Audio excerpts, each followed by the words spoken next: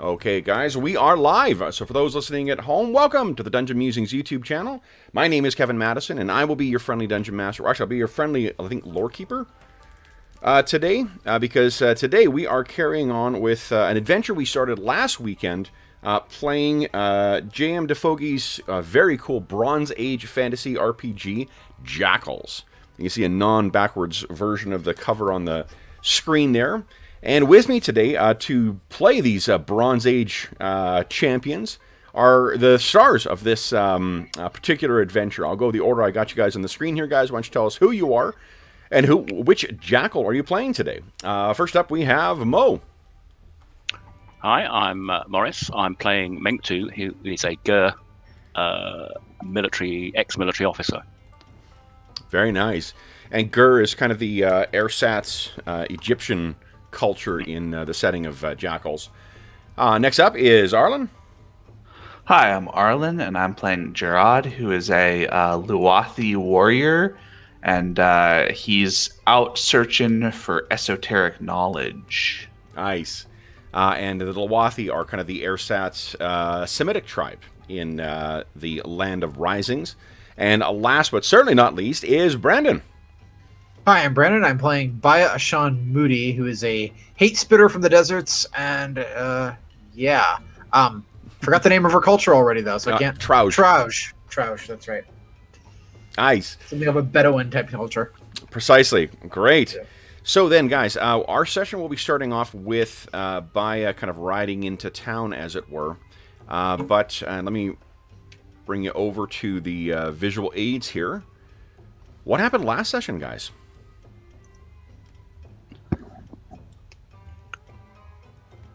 Okay, I do not know where it's gone. Yeah. The two of us arrived at the town, which is called. My name escapes me. Jebalum. Yes, Jebalum, which is a small town on the War Road. When we came into town, there was a very odd feeling. There were no children playing outside or anything, and it felt a bit strange. We also spoke to some people who suggested that there were some problems with people going missing, and then we spoke to the leader of the village in the central area, which is the ruin, and he asked us to look into the disappearance of 4 of his best guards who had disappeared over the last 3 or 4 weeks. One of them, the last one, was about 2 or 3 days before, and they disappeared from various places, their homes, one of them from the actual guard barracks. We then did some investigating of these disappearances, and we found nothing really in the guards' hostel, because that's a very high traffic area and there wasn't much there, and the guards were very non-committal. They didn't appear to be interested in helping. We then investigated one of the guards' homes, which was near the Redsmith, the person that actually makes bronze weapons and materials. And we found some stashed treasure under the bed. And after investigating a bit and negotiating with the smith, it turns out that this guy had been seriously creepy and hated by a lot of people for his creepy attentions to the daughter of the smith's family. And that after questioning, the smith said, well, I wished him dead, but I had nothing to do with it. He'd gone and I think prayed at the temple, which is the building on the spire to the top there.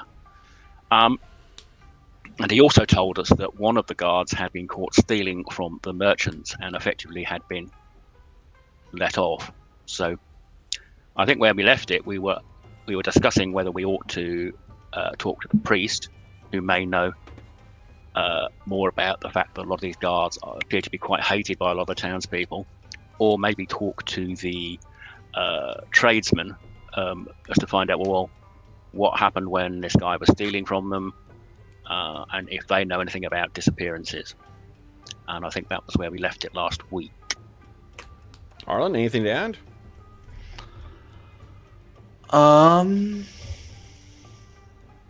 So the only thing that I think that got left out that might be useful to know for Brandon is that the tavern keeper told us that 6 months ago the captain Nasihano, who gave us the job, he rode out of town with a retinue of men, and all but he were killed. When he returned, these 4 men who have now gone missing ended up joining the guard after he returned, and everybody thinks there's something up with kind of him and these new guys after their return from whatever place it is that he went. But we have not interrogated him about where he went and what he might have done and anything like that. But I'm putting little check marks next to the place you guys have actually been to help with. Yeah, so we've been to the tavern. Is sort of like there's the tavern and the barracks, and they're basically like 2 halves of the same building. And we talked to the tavern keeper and some kind of locals in the tavern, and then we went to the house near the Red Smith, who's the dude who smiths bronze for the town. And that's where we found the gear and talked to him, and he told us about how he prayed for their deaths, but that he did not actually kill any of these guards, at least according to him. And we seem to like him pretty well. So, what else did you find in the in that particular guards? Let me see. I think I've got it in chat still.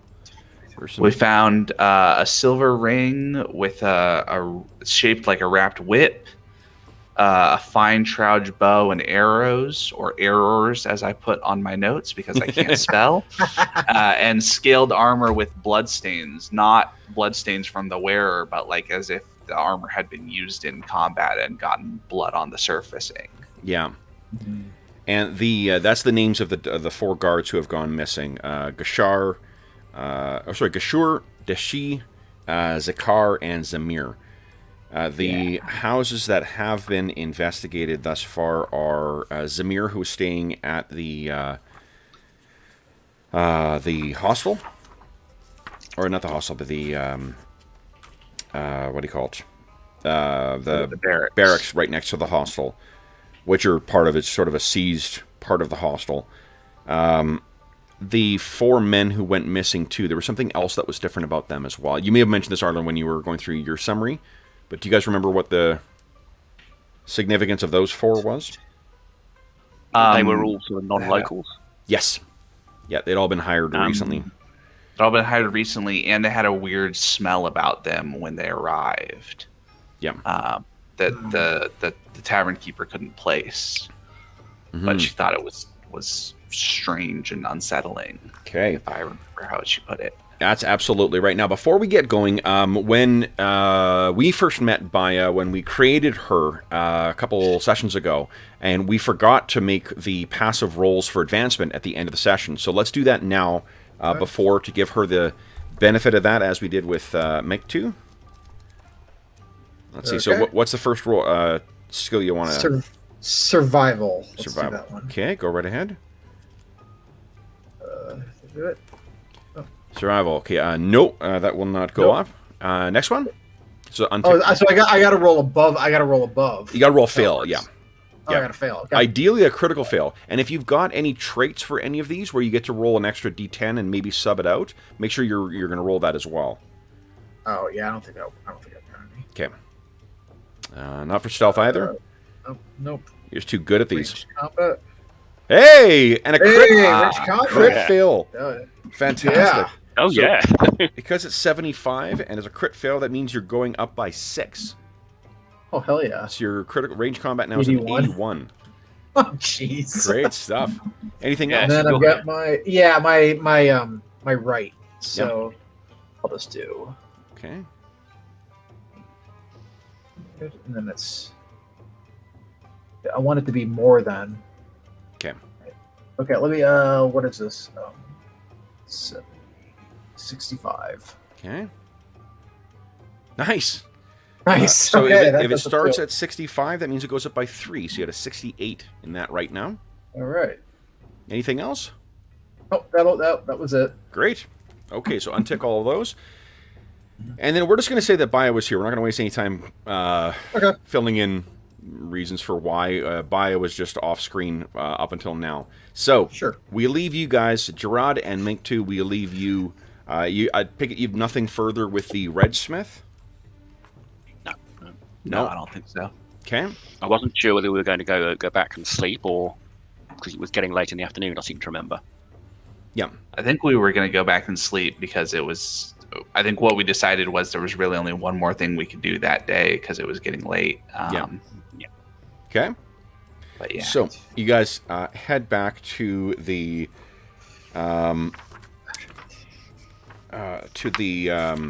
hostel where you are greeted by Shuma once again. You guys are being paid the stay at the hostel. The guys negotiated that the captain of the town would be paying for their accommodations. All right. Yeah, Hano is going to be paying out of pocket for that. So you guys arrive back. You have a late evening meal. You have an opportunity to compare notes. What are you guys thinking of doing tomorrow?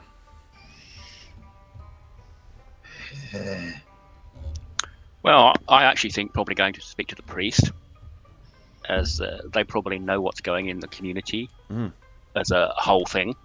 So it might be worth going to them first, I think. But we could go to the merchants on the way because obviously we've got to go up that hill at the back. Yeah, I agree by the priest. We had sort of talked about the possibility that whoever is sort of the priest in charge may be able to speak more freely about what's going on in town because of their kind of special position. But yeah, it seems like the priest might have his or her finger on the pulse a little more than... So by Perhaps less freely, but we can persuade him, perhaps. Yeah, good to see. She reclines at her chair. Psychopathy runs through all of your characters. Not all of them, just a few. I think we ought to give them the respect their position entails. Well, in this, Gerard, I can't remember how devout you felt you were, but I mean, it would be, it's a Kahar, it's a priest of Alwayn. That would be... Yeah.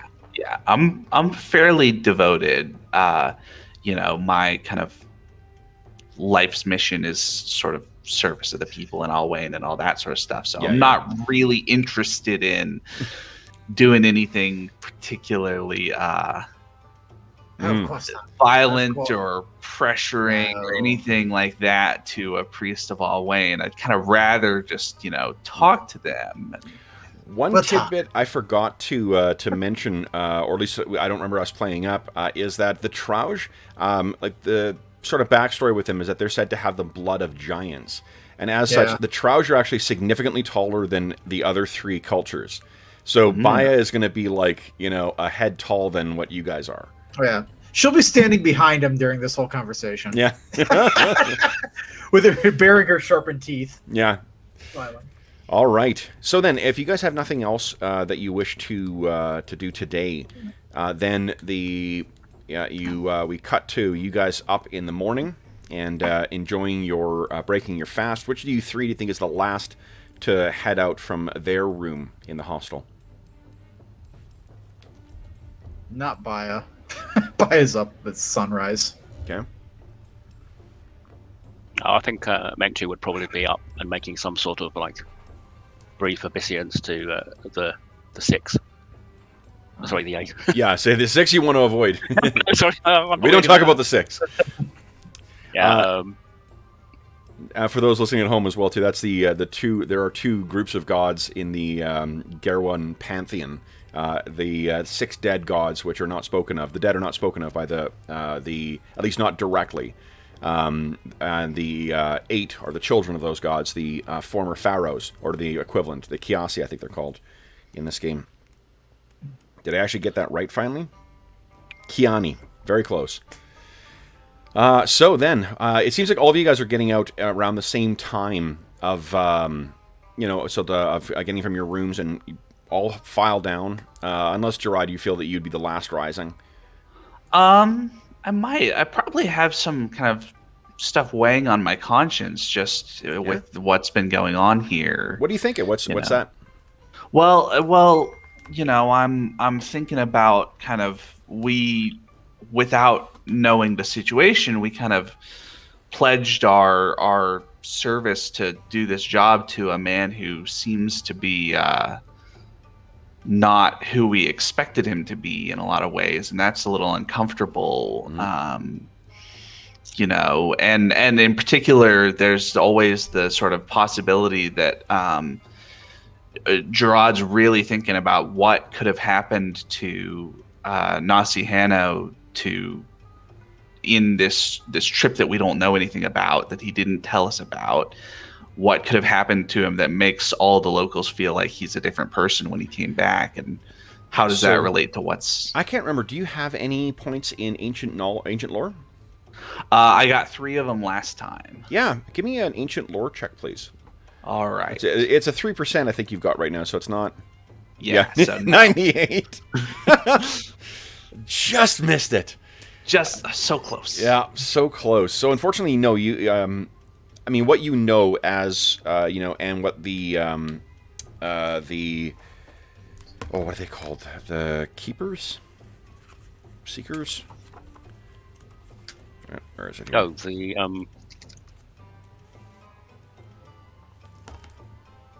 the Hashir. Mm-hmm. The Hashir would have told you that, like, as you're going out in search of lore and knowledge and whatnot, there's all sorts of forgotten, the great kingdoms made use of powerful magics and trucked with powerful beings, but more so than that, the Empire of Barak Barad and some of those more ancient evil, Eastern or kingdoms to the east, there's all sorts of awful shit that may have been left behind by then, and there's the ones as well too that are said to have descended from the moon that lurk in these hills or in these mountains, and who knows what those semi-divine beings may have trucked with, may have left behind, or what things may have just decided to haunt the places of power that they left behind. So, yeah. You're not helping, Madison. Yep. Somehow that doesn't make Gerard feel any better. I think the sound of the is it the Alawain Mountains? That is Huliasa. So the Huliasa Mountains are sort of the ones that divide the Lawasa Sands, where the Trauj and all those ancient, like even more so, ancient and forgotten and blasted ruins of the Takan and other evil things, and then borders on the Zaharets.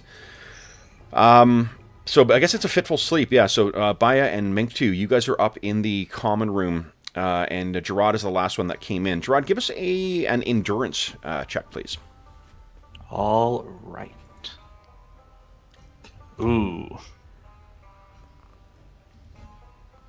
So it was a bit of a troubling evening for you. It's not a crit fail, so you're not going to lose any metal or anything, but you can just bear in mind that you're feeling a little... Yeah. Under the weather right now, or at least something's weighing heavily on you. What do you guys wish to do today, then? You still have the authority of the Nasi. The Nasi is, Brandon, for your benefit, Nasi is sort of like the captain. It's a position you'll see in many of the communities along the war road. Sure. Hey. Oh, and we're going to hike up the mountain. That green dome as well too, yes. That you've seen. That is where the Nasi is located, and it's not uncommon across... It's said to be from the Sea Peoples and their great kingdoms, and it was left by, like, in even in the Amina Nawani, the capital, sort of like the largest settlement of the Lowathi, since they have cast off the chains of slavery. There's these strange green stones that have this very strong scent of seawater and foam when you get near them. Mm-hmm. And this one is no different from any of the other green ruins that you find around. So where are you guys going today? Still is two places, I guess, disappearances or quarters where these people disappeared from. There's the priest and in the temple, and there's other folks in town you may find as well. What do you want to do? So you head up to the temple and stop at the place on the way up. That's what we're gonna do. That sound good, guys? Yeah, I think Yeah. heading up to the Yeah. temple, and we could. I think the idea to stop at one of these, Yeah. that house that's near the north gate, Okay. is not a bad idea. All right. So you guys head over. This is the house of Gashur. And what you find as you're walking up to, you make your way through town, and again, people are less so the evil eye, the way that you were getting before, too. Now it is more of a cautious eye that many of the Lawathi and the other folks that live in this town. As you reach the region where, or the sort of like, cluster of houses where I would say neighborhood, but like the town's just really not that big. So it's not so much a neighborhood as it is just where some of the houses are. You can tell that this is definitely a residential part. There are families, and like the houses and the sizes of the houses here and the people you see playing out front of the houses are full families. And as you guys approach, and the kids are only like, it's the, I want to see you from my doorstep. Don't you dare go any further than that. That's where the kids are kind of playing. And as you guys are walking down into sort of the kind of like a cul-de-sac where these houses are set up, the kids kind of like yell and then kind of race inside. They scatter like mice and disappear into various homes. There is one home that is noticeably dark. You don't hear the sounds of a family within. You don't hear the smells of the mid-morning cooking going on, or the sounds of wives and children inside. There is one that stands completely quiet. Still, one might say, as the grave. That is, of course, the house. Now, this is a marked contrast to that, to like the room in the barracks that you saw with Zakar. I'm sorry, with Zamir, and with the quarters that Deshi had. The ones that Deshi had, you may remember, it's effectively like the type of temporary quarters that people take over. Merchants who are in town for a length of time, caravaneers who are making their way through, not merchants, but craftspeople who are staying in town for a time. That's where he was living. This does not strike you as that. This is a family dwelling.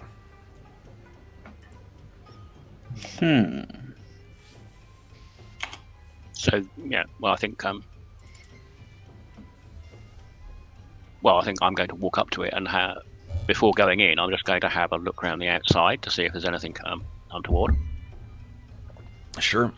Why don't you give us a perception? Happy with me taking the lead.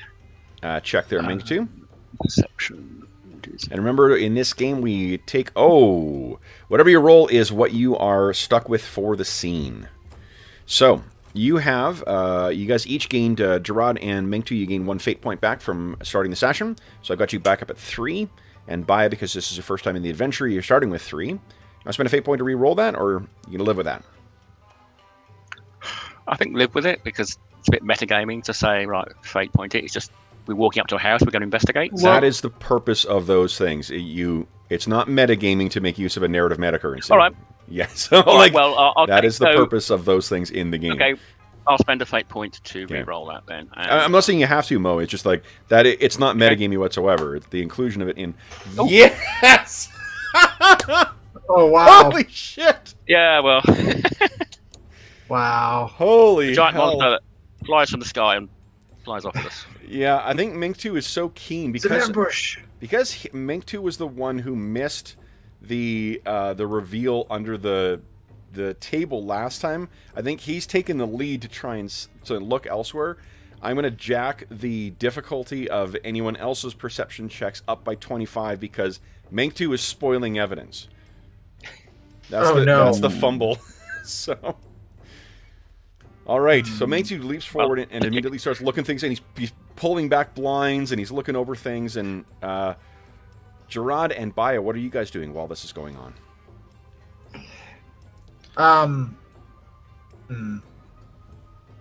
I'm looking at Mingtu because I assume he knows what he's doing, but I question his judgment. You seem smarter when we first met. Yeah, exactly. Like that. I'm gonna try to look around to see, because the last time we found something special, it was buried. Is this still earthen floors and all that? Absolutely, yeah. It's just a more elaborate building. So I'm going through and trying to see if there's disturbed earth anywhere that might have something similar. So what I'll do is, because you're specifically looking for that, then I will offset the 25% penalty, so you can just make a perception check. All right, perception. So you see Mengtu making a beeline for something. You're like, maybe there's something on the shelf. And Yeah. Hey! That's pretty good. Yeah. All right. So what... you're looking around on the floor in here, and Baya, I guess you're the last one in. Would you kindly, Baya, give me a perception check as well? No penalty one way or the other. Okay. Is this to detect ambushes? Because I got a trait. This is not to detect ambush, no. Okay. But good way to keep track of your... Yeah. Okay. All right, so failed. No, that's nothing. No consequence. Oh, make sure you tick your perception too, Gerard. Oh, yeah. Not to you guys. Baya and Mengtu, no, you failed, so you don't get to... Okay. Yeah. It's if you make a significant use of it, whether pass or fail, you get to tick it. This was just a consequential thing to see if you might have noticed something as you were going in. So Gerard, what you find is this building, again, like, this is something that would comfortably fit a family of, like, 5. And with some of the things that are left in this building, there's some shit that's sort of, like, piled in the corner that all seems to be of value. Like a value to someone. There are like kind of a hide with wooden framing kind of picture. There is some clay pottery, some of which is broken now, that would have likely contained maybe ashes or something like that. There are underneath one of the pieces of furniture in the room, you find a child's toy that has been discarded, and the amount of dust that's on it tells you it's probably been sitting here for a while, and it's been forgotten. It's the proverbial sock under the bed kind of thing. And you make your way into the other room. What I guess that suggests to you is that this is an entire family that has been cast out of this house, as opposed to, one other person. He's been missing for 3 weeks now.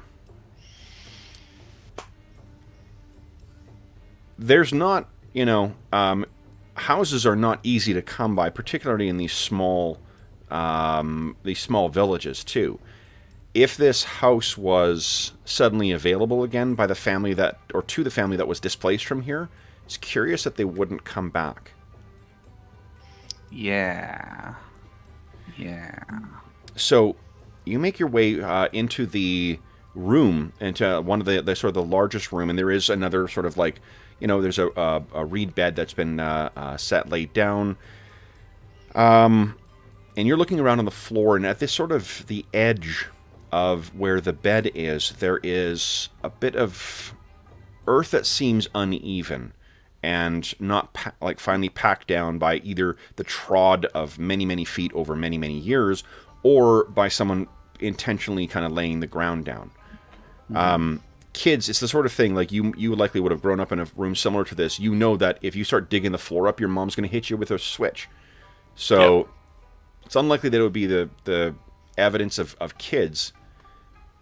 So if you pull back the sort of the bed, or pull it to the side, what you find is that there is loose dirt all along here.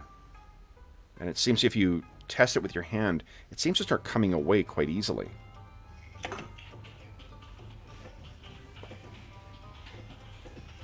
All right, I'm gonna signal to my buddies, and I'm gonna keep trying to pull away a little bit. Maybe pull my dagger out to try to feel around in there if there's.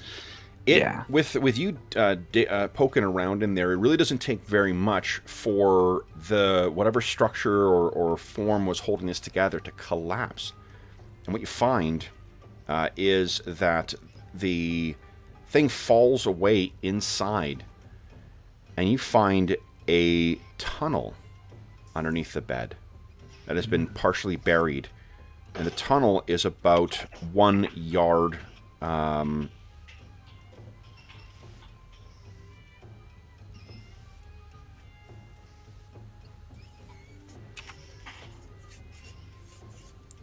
Yeah, it's about 1 yard wide.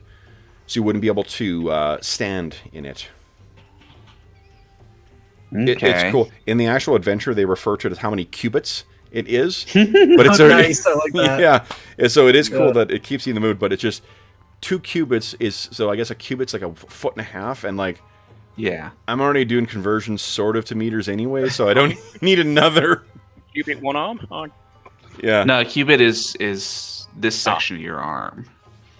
So From the elbow to the end of the fingers, or from the elbow to the end of the wrist sometimes, because it's different places. And it changes with every ruler, right? That's part of the, because the cubit is the measure of the ruler's arm in a place with a pharaoh or a king or something like that. So, yeah. All right. So then, what you guys are, what you guys can see is that the tunnel goes down and then it kind of goes away. It heads off to, it looks like to the west. All right. Well, I'm gonna go get Baya and Minktu. Yep. And tell them about what I found. Yeah, when you started, you kind of called them into the room, so you guys are there in time to see. Gerard is sort of poking at this with his bronze dagger, and then it collapses in. And you can all, we would picture in the film version, it would be the view from the tunnel as all of your heads kind of look down into this thing like, holy shit. Okay, well, seems like we probably want to follow this. It only goes, it ends one direction and then just goes the other direction. It kind of, as far as you can tell, it goes down and then it goes off in another direction. I guess one thing to remember is, like, absent any kind of rites or use of magic, there's no dark vision in the game. Yep. And lamps are smoky and flickering light and very prone to spilling or whatever. So, what are you guys thinking? This is unusual. Anyone, I'm trying to think here. You could, who's got ancient lore? I think Minktu does it 10 and Gerard does it 3. Yeah. You guys can each go ahead and make a roll. Not a great chance, but there's a possibility. Ancient lore. 97. You're getting those, closer. Oh. Okay, so I do have my my cultural virtue, Seeker of Knowledge. I'm wondering if I could turn a fail into a success. Yep. Because I failed my roll, but I could get a success for some ancient lore about whatever's going on here. Yeah. No, I'm totally fine with that. So one of the things, and good use of your cultural virtue. One of the things that you pick up from this is there are, where we are here. I'm just going to get the little blurb. So there is, and I think there's a little more information you're picking up from this too. You can see there are little, like, kind of like indentations or perforations, not perforations because it'll go through, little, poking holes in the side that are sort of dragged by this, and there's many of them along the length of here. And what, there probably is too down there, is you can see near the bottom, and you'll have to kind of hop down and grab it and then climb out. There's a little bit of broken off dark colored chitin. There is a creature that you've heard of, which is known as an Aburasanu. And I'll put that in chat for you.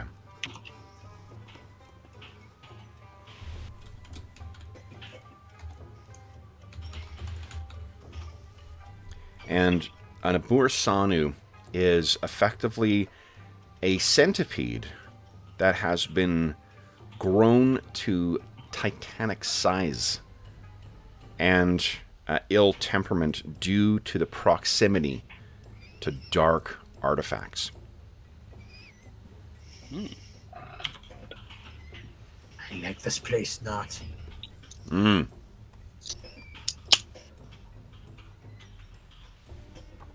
Well, this would explain all of the strangeness of guards and maybe where the town's feeling a bit off. If there is some sort of dark presence.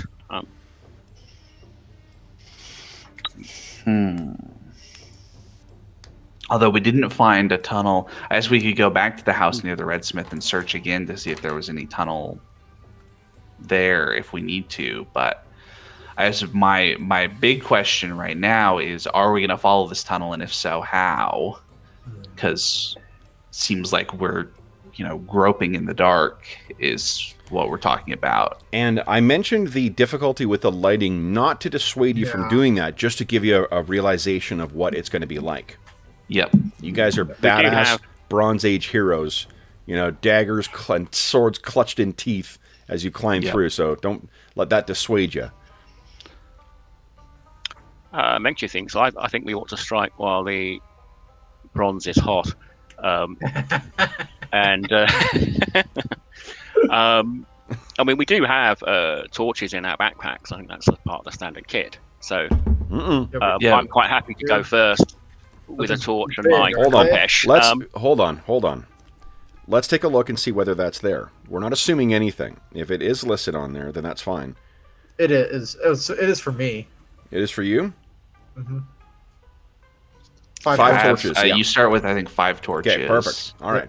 Because it's such a different setting, I don't want to jump in and make assumptions about what's in there. Okay. Yeah. So, who is making use of one of their torches then? Or are each of you making use of torches? We don't know how long this tunnel goes. Might it make more sense for the person be in the back to hold the torch so that the person in the front isn't light blinding everybody? No, because if you're in a tunnel, you're crawling, right? Like there's no way that the person at front is going to get any useful light from a torch at the back, because you have 2 bodies between that before it gets to you. Person in the middle might be maybe person in the middle. I don't know. I think that if you want to be able to see anything useful, you're going to have a torch yourself. Yeah. All right. Right, I'll get my flint and steel out. Fire making equipment. Though I think they do actually say flint and steel, which I did buy. All 3 of us with torches. Yep. All right. Oh, how long do the torches last? Actually, just so we. The torches will last for 1 hour. All right. Well, I'll take a spare one with me in my belt in case we need to re-up. And I think I'm going to leave the bow behind because I think it's going to be a bit unwieldy down there. Flint and tinder is what's listed. Yeah. Okay. So you each... so I guess someone fires up their torch. Is everyone making use of one of their torches? Yes. I guess so. It's going to be pretty smoky down there, but... Okay. All right. So you guys head down into the tunnel. So, you guys... who is taking the lead? Who is in the middle? Who is in the rear? I'll be in the rear since she is bringing her bow because okay. That's what she okay. does. I'm happy to be in the middle or in the front. I figure my spear probably isn't going to be as useful down here, so I've got my sword instead because I'm figuring a stabbing short sword is a lot better for. Are you bringing your shield as well? On my back. On your back. Okay. Yeah. No problem. All right. So then, guys. So the first is Manktu or Gerard? What do you think, Mo? I don't know. I think you're right about the stabbing because the Kompesh isn't a bit.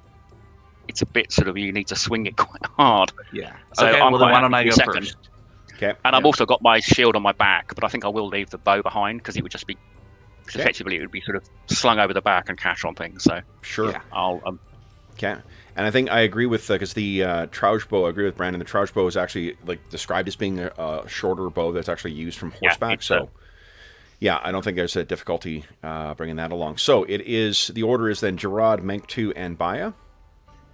Yeah, I think so. Yep. All right.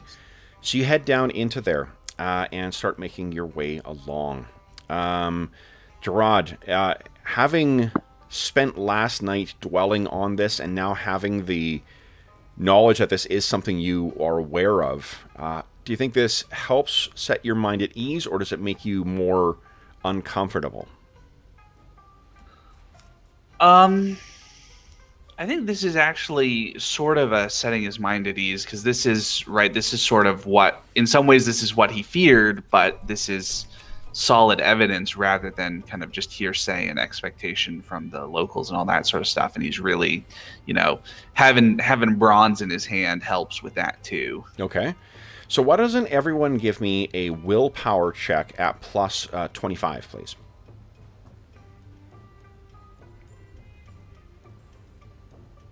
Oh, no. Well, plus 25. Oh, yeah. Oh, plus 25 is still... Oh, it makes you 1 point shy. You're going to fumble instead. Oh, shit. Yeah. Okay, so here's what the consequence is going to be, so you can decide if you want to spend a fate point.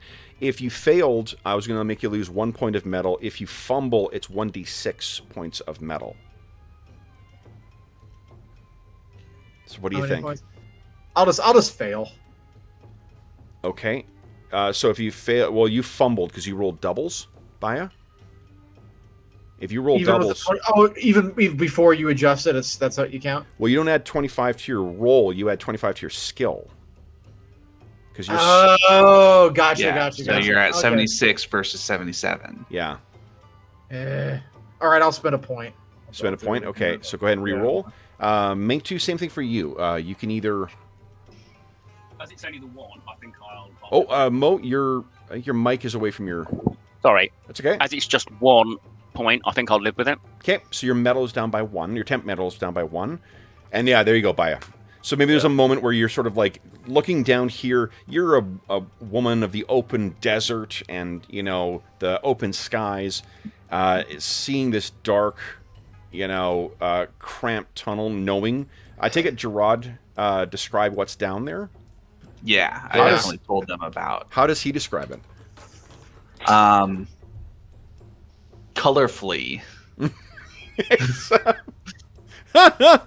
He kind of does a miming a centipede. Yeah, he's talking about, and it has nasty pinchers, and all of that sort of stuff. He's definitely showing off his knowledge on some level. So here's one thing then. Oh, so mark your little purple. Yeah, thing. I'm trying to find it. So if you just click on hover over the purple dot, and then just put a different number in. Put 2 in.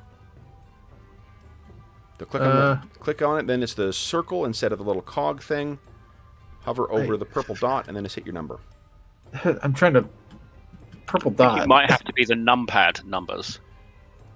I'm not sure. Numpad Yeah, there's no number. Like, you have to hit 2 on your keyboard while you're hovering over it. Oh, okay, let me try... Oh. So when I don't know what's going on. I don't know. So when you click on the token, at the bottom, there are 2 different symbols that show up. One of them is a cog, the other one is just a circle. Click on the circle. One of them's click on the circle. One of them's a cog, and one of them's a circle when you click on the icon. Yep. And then when you see, if you click on the little circle, it'll show you there's a bunch of little images you could have, and then there's also colored circles. That. Oh, okay. Yeah, I know what you're talking about. Yep. And then you just hover over the purple dot, hit the 2 on your keyboard, and that should update. There you go. Perfect. Perfect. All right. So then, you guys all climb down into the hole, and you're making your way along. Gerard, it's tough to tell how many minutes you've been traveling. Definitely more than 5. Maybe it's been 30. But at some point, you turn, your torch flickering, and you reach a point where there's a chamber, not higher, but larger. And here, it goes into a sort of irregularly surfaced circular chamber that is about 5 yards across. So it's about 15 feet across here. And as you crawl in, and you're holding your torch up and going around, you can see that there are several other tunnels leading out of here. How many is several? So there are 5, I believe, other tunnels. Ooh. Worrisome.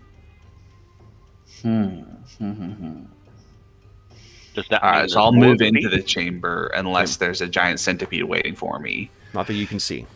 All right, then I'll motion my guys to Bai and Mingtu to follow in, and we'll have a chat, I guess. So while you're in here, why don't you guys each give us a perception check at -10. So -10 to your skill. Is this to detect the ambushes? This is not to detect ambush. I will let you know. Okay. -10, so... Okay. Yep. So Yep. Mingtu, Success. success for Mingtu. Fail. Yep. By a fail, Gerard succeeded. Gerard rolled best. So Gerard, and you were in here longest, so it makes sense. The first thing you notice is as you're crawling along, you hit a point in the on the ground, and you touch it, and it's a stone, and it's clear evidence of brown dried blood on here. And the creatures of the dark very rarely have vital fluids that match those of the living.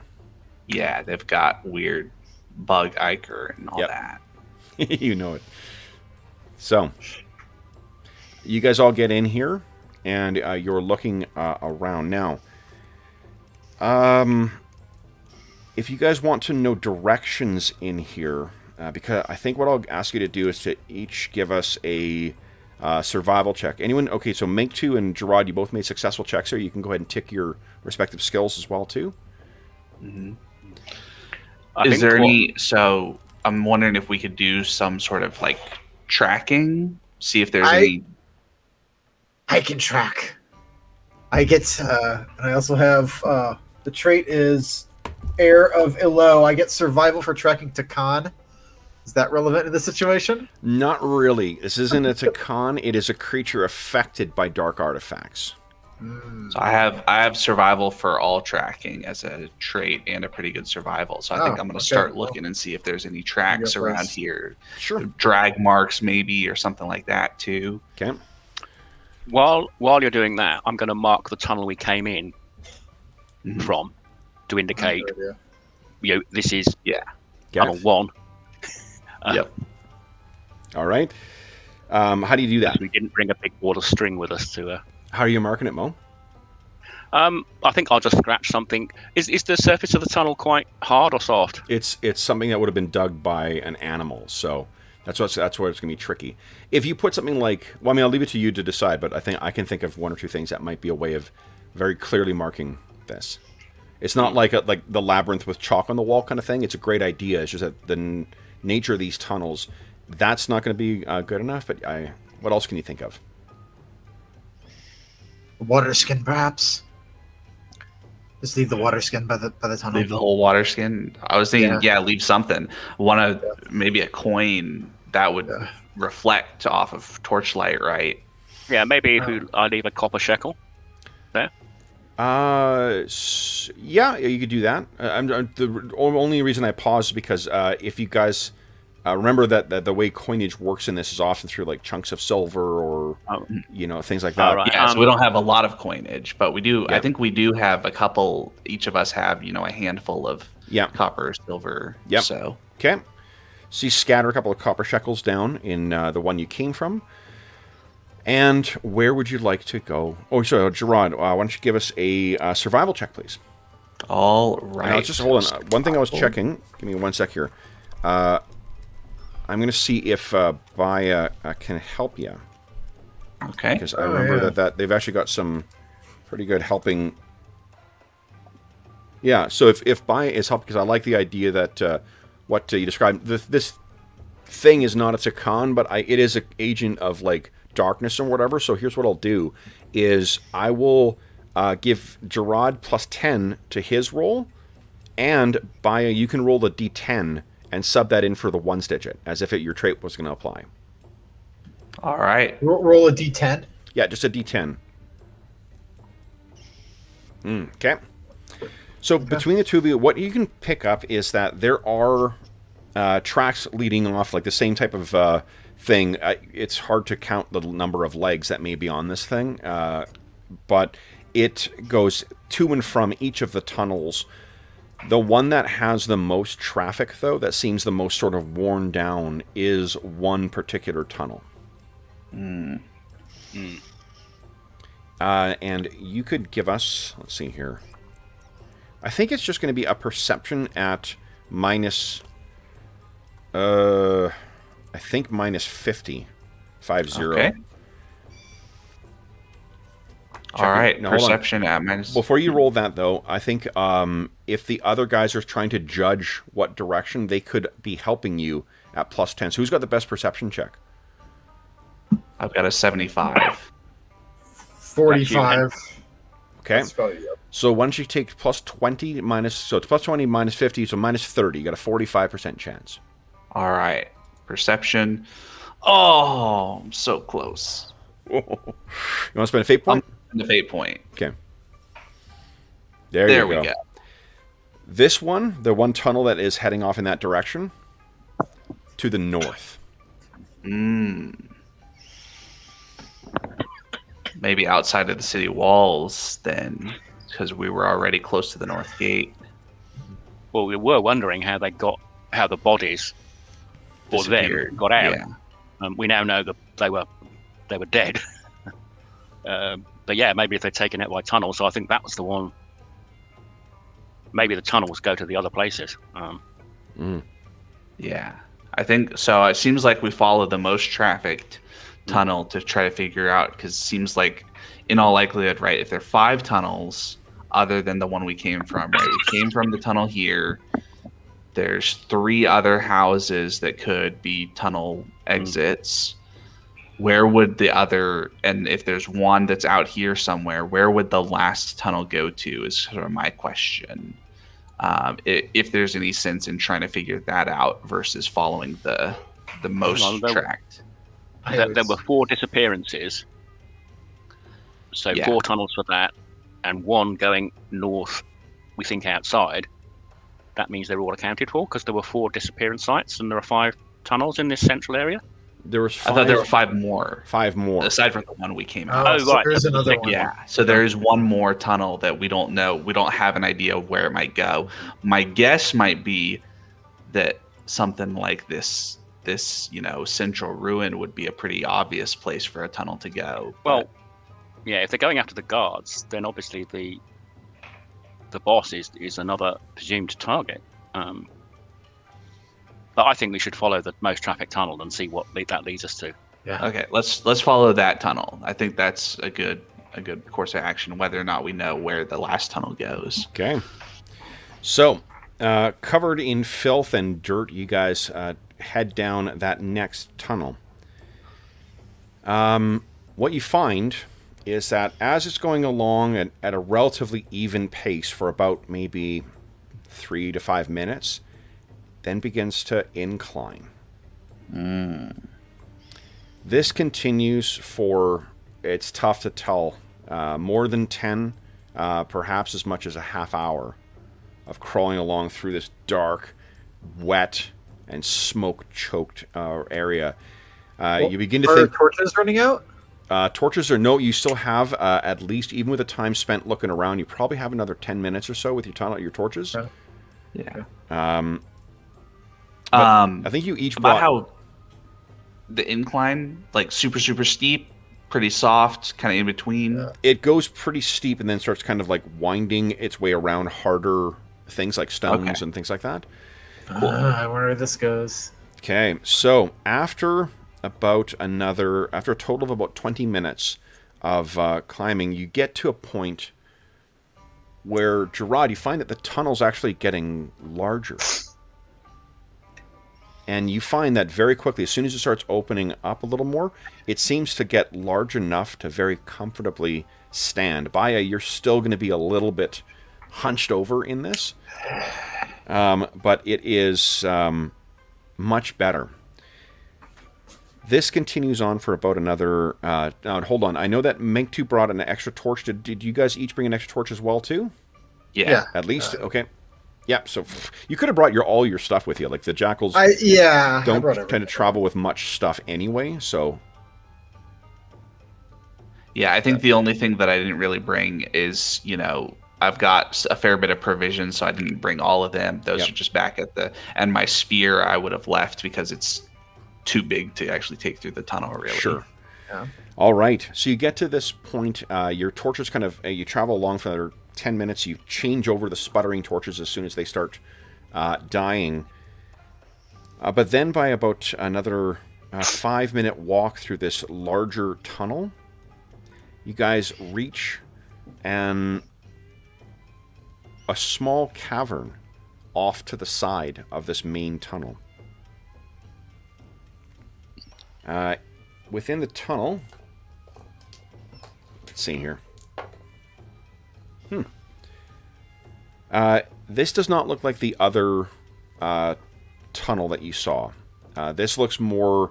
It drops down, and it is more of a natural formation with a bunch of loose earth kind of packed down in there. And Gerard, you're the first in there. If you poke your torch in there, you can see that there is a reflection off of some kind of smooth, milky white surface. Half buried in the ground. Well, let's investigate the smooth, milky white surface. So you have to kind of step down about a foot and a half to drop down into this cavern.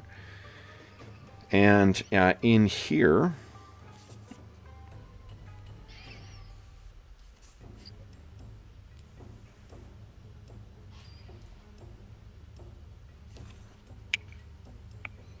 Sorry, guys. Just trying to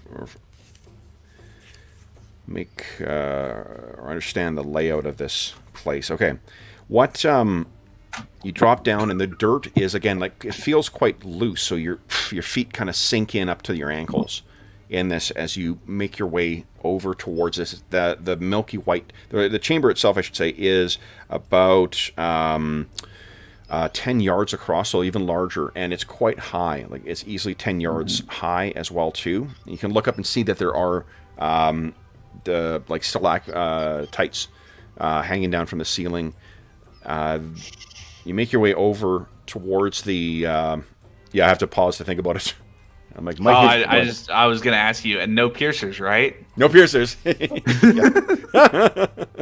Rippers instead.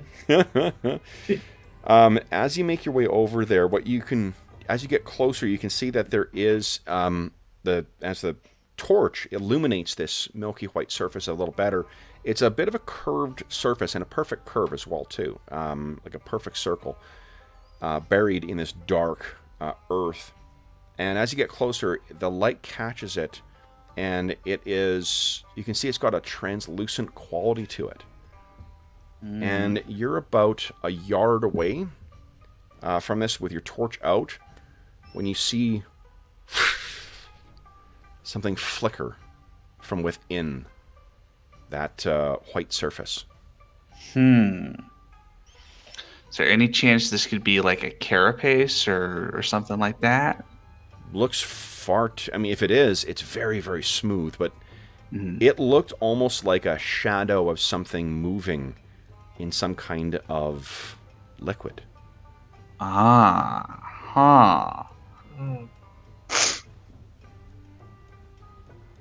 Okay. You look around and you realize that there's lots of small mounds of earth in this chamber as well, too. Uneven. This may very well be the only one exposed.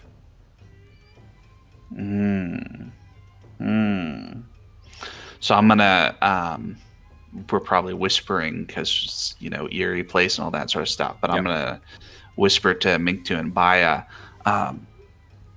you two investigate those other mounds. I'm gonna look at this one closer, but I think this might be perhaps like the spawning grounds of some creature.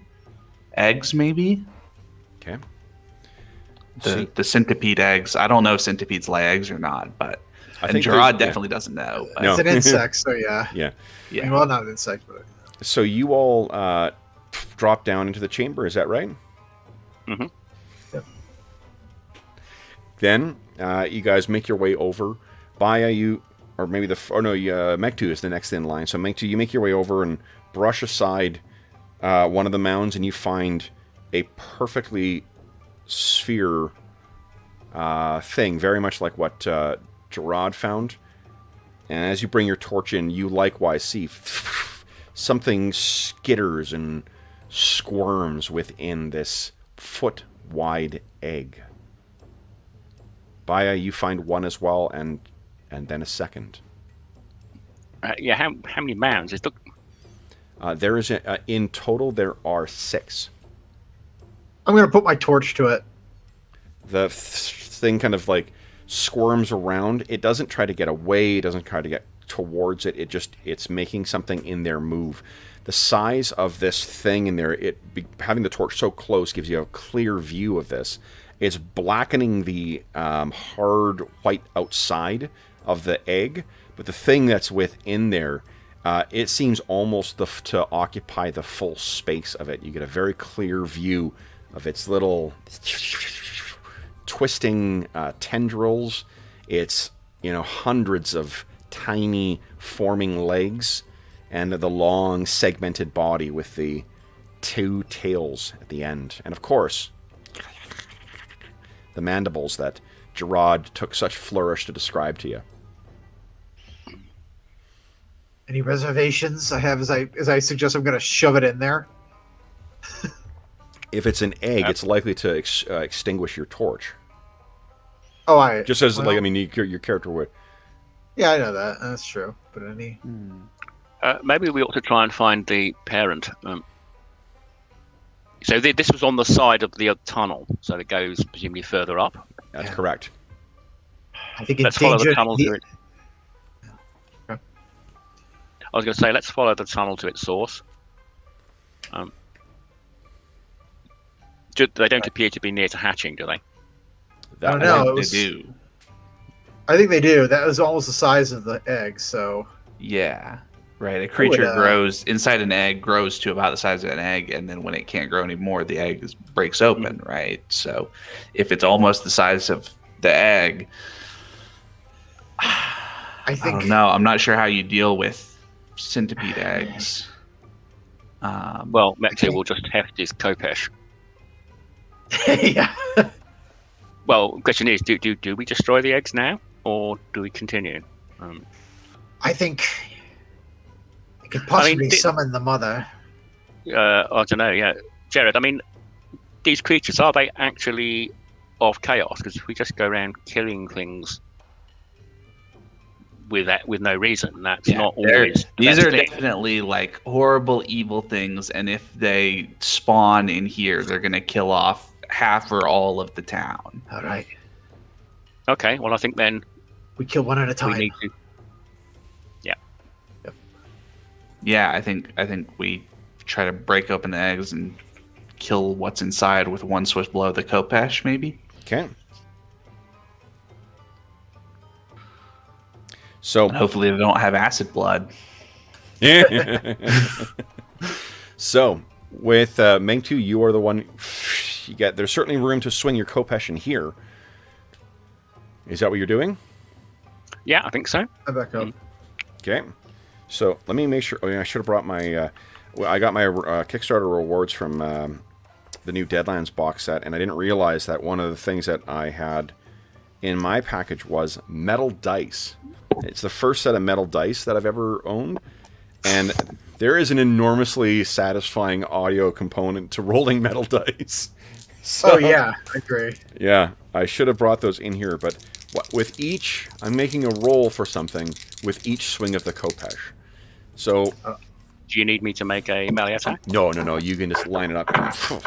This is a practice stroke that you've done thousands of times, likely. So, all right. So with a single stroke, the one splits open, and that sharp bronze sword of yours cleaves the thing within. The larvae is cut in half. It twitches and moves, but makes not a single sound. Though the cracking of the shell certainly did. Baya, maybe watch the entrance while I do the rest. Yeah, I'm gonna do that, and Can I make a perception check to detect ambushes? You can. Go ahead and make a perception check to detect ambushes. Let's see here. All right. So I can roll again, right? That's how that works? No, you can roll a D10. You're going to fail anyway, the thing is. But here's what you can do, though. You can roll another D10 to avoid that fumble. Yeah, I'll do that. Okay. Yeah, you can convert it to a normal. So. Okay, one other question. What is your cultural virtue? My cultural virtue is the hate one. It is hatred and ancient hate. Let me, I don't know if I have any other notes about that. Because the reason I ask is because if this might apply, you could use your cultural virtue, which you can use once per session, to convert that fail into a success. If the context applies. Hatred, yeah, I don't know if it does, because it's just about, it's about an ancient hatred. Where is it? Yes, or you could spend, now that it's not a fumble, you could spend a fate point to re-roll, right? Yep. So both of those are ancient options. Hatred. Yeah, I'm just yeah, why not? I'll spend a fate point to re-roll. Okay, go ahead. Might as well use them. Okay, heck yeah. All right, let's got them. All right, but that's still a fail. Still a fail, but not a fumble. All right. Yeah. So that means, unfortunately, let me find something here. It's too dark in here. All right. So then, what comes as Menktu? You raise your Kopesh up and bring another one down. Gerard, were you? What were you doing while this was happening? I'm helping Menktu. Oh, you're helping. Okay, so you guys each count. So now there is a total of 4 down, I think. So there's still 2 eggs remaining when something happens. Now, because wait, let's roll. We got to roll initiative first. My initiative is going to be a 12, guys. So your the initiatives, as long as you've put in your deftness on your character sheet, that should roll properly. Yep, it does. Okay, great. So 13, 14, and waiting for Menktu 15. Nice. All right. So unfortunately, I do have an ambush on you because I rolled quite well for my stealth check, and Bio was keeping an eye out, but Gerard and Menktu, you guys weren't really paying attention. So, what comes skittering in here?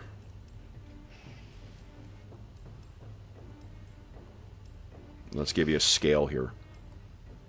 Whoa. Yes, whoa. All right, now hold on. And without a sound, this thing jumps in. Now, I have some clash points. And I need to... Fortunately, you guys cannot defend. Yeah. Fill out your... I don't think anyone's... Oh, Menktu, you've lost some metal. Right? So your... Yes, so your Valor will be a 30. I've reduced it. Yep. So your Does the it recalculate it if I change the... No. Just put in the blue bar, put 30 as your score. And you've got... Your metal is full, I think, so you can put 33 in. 33. Okay. So this thing has a opportunity to surprise you. So let's see here. And it drops down, like, you can picture this long thing. It's in the film version, you guys are paying attention. You've got your eye on the door, but I think with every crack and smash behind you, you sort of look behind, so you miss this thing crawl along on the ceiling and wind around through those stalactites, and then drop down. And let's see what its action is going to be here. Okay. That'll work. So, it drops down and tramples across all of you. You take... This is only Valor, not wounds. Oh, boy.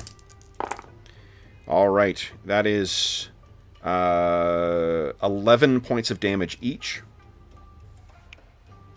And because it's an ambush, we can't spend Clash to... Exactly, because you can't... Yeah. Yep. Yeah, you can't turn into a Clash. I can't use my Born Under Kuma, which is a dodge. No, because what the trait does... Yeah. Yep, you need to be able to actually dodge in I order need to get a regular roll, yeah. So 11 off my... Valor. Yeah. 11 of your Valor is gone. So... Oh, and sorry, I think you put in the wrong bar. The red is your wounds. Oh, okay, so... Yeah. Oh, and the blue is the Valor. Yeah. So, yeah. Well, okay, I guess I don't... Yeah, so what it is it's the number of wound levels that you have. Each of you has 3 still, times your current metal. Gotcha. Yeah, okay, that's... Why is yours 22 then? Oh, that's right, because I added that. What was my... It's 33 times your current metal, so it's 33, isn't it? Yeah, and I got hit, right, for 11? Oh, okay, that's why you took it off. Forgive me. Yeah, Okay, yeah, I didn't see. Okay, great. So you guys are each hit by this. You can remember to apply your protection. Anyone's got leather armor reduces it by 2. That's right. I do. You won't 2. be able to get the benefit from the shield right now. No. But this thing drops down. And, yeah, each of you loses 2 clash points, but you're going to get them back. I think all of you act before this thing. So, this thing is dropped and engaged with all of you because of, by virtue of how long it is. So then, guys, we have our 3 heroes acting. This is round 1. Our 3 heroes are acting before the Aburu Sanu. Who would like to go first? I'm happy to go first. You know why that's important is because actually it's got because it can turn stuff into clash. So do drop your clash points by 2 each, guys, please. Yeah. I just realized because if it turns into a clash, some of its stuff will target lots of you. So okay. All right. I'm happy to go first because my thing is pretty simple. All right. So what I want to do is try to stab the torch into the ground so that it's not going to go out. Okay, so that'll be a one clash point. Yep. Okay. And so that brings me to 4 because I refilled the 5 down 1 to 4, and then I'm going to retrieve my shield from my back, which is another 2. Okay. And then I'm going to attack with my sword. Okay, and I will turn this into a clash. Yep. All right. So, all right. I failed. All right. I succeeded. Nice. Okay, so no crit. So then go ahead and roll damage. All right. I'm going to keep my last 2 clash points instead of doing a power strike and just regular roll damage. Let me give you guys a health bar here for her as well. Alrighty. Okay. Go ahead and roll damage. I'm sorry, what are you spending? You're doing a power attack? I'm not doing a power strike because I want to keep my last 2 clash points, so I'm just rolling regular damage. Got it. So okay. 7. All right. All right, so you hit this. This hide is as tough as, oh god, I mean, as tough as like cheap bronze. Yeah! Or like that Gatacan that we fought one time. Yeah. Oh yeah, that thing was freaking crazy. Okay, so then that is it for Gerard, I think. Who would like to go next, Baya or Minktu? I'm just gonna put my torch in there. Okay, get so my bow out. Next. So first thing we always do is fill your clash points again. Okay. What weapon do you have out? I assumed I had my bow on my back, so I'm gonna need to get that out. Okay. Yeah, my bow. Yeah, so put the porch down, get my bow, and I think that's gonna be what, 2 points right there. So 1 point to put down the torch, 2 points to get the bow out. Okay, so that leaves me with 1 point. Yep. Do I need 1 point to attack, or is it 2 points? No, you always get an action. It's just the clash points allow you to do extra stuff at the expense of like defenses or whatnot. How much does a dodge? What does that take? 1. So it takes one One. clash point to turn But a regular into To be an clear, opposed. yeah, a dodge is not... You can't dodge against melee. You can turn melee into a clash, unless you've got a talent that allows you to do that. You can't just dodge a melee. Dodge is used to defend against range attacks. Oh, gotcha. Yeah. Okay. Now, the other thing is, if you make range attacks in melee combat are dangerous, because I can spend a clash point to make a simultaneous attack on you. So it doesn't turn it into a clash, it turns it into a simultaneous attack. Okay. You You can always move. I did say I left my spear back there, so unlike Gerard, I said I didn't say that, so I assume I have it. I can do that instead. I don't think you... I think that You Gerard wanna burn is it? right. Yeah, That's you fine. would not likely... All right, fair enough. Yeah. Well, bow's all I got, so Hold on. It's 3, because the tunnels are 3 feet wide. I think that, because, I mean, the tunnels were not just a foot. Like, they're 3 feet. I think there's no point in here where it would have been so cramped. Gerard and Bai, if you both want to have your spears with you, I'm fine with that. Okay. okay. I was I'll get- thinking with me at the front that part of the problem is if something gets in close, I couldn't use my spear against it because it's too cramped. So I'm going to keep just my sword. Sure. Yeah. Okay. Alright. Okay. So then, Bai, what are you doing? You're getting your spear out. I'll get my spear instead. Yeah. Okay. And then Alright. what do you want to do? You want to attack it? I will attack it. Yep. Okay. And I'm turning it into a clash. Okay. So you need to beat my 55. Oh, I did- no. Oh, you failed. Definitely did not. Oh, no. Okay, so then... And that's a 55 is a crit, right? Oh, it is! Shoot.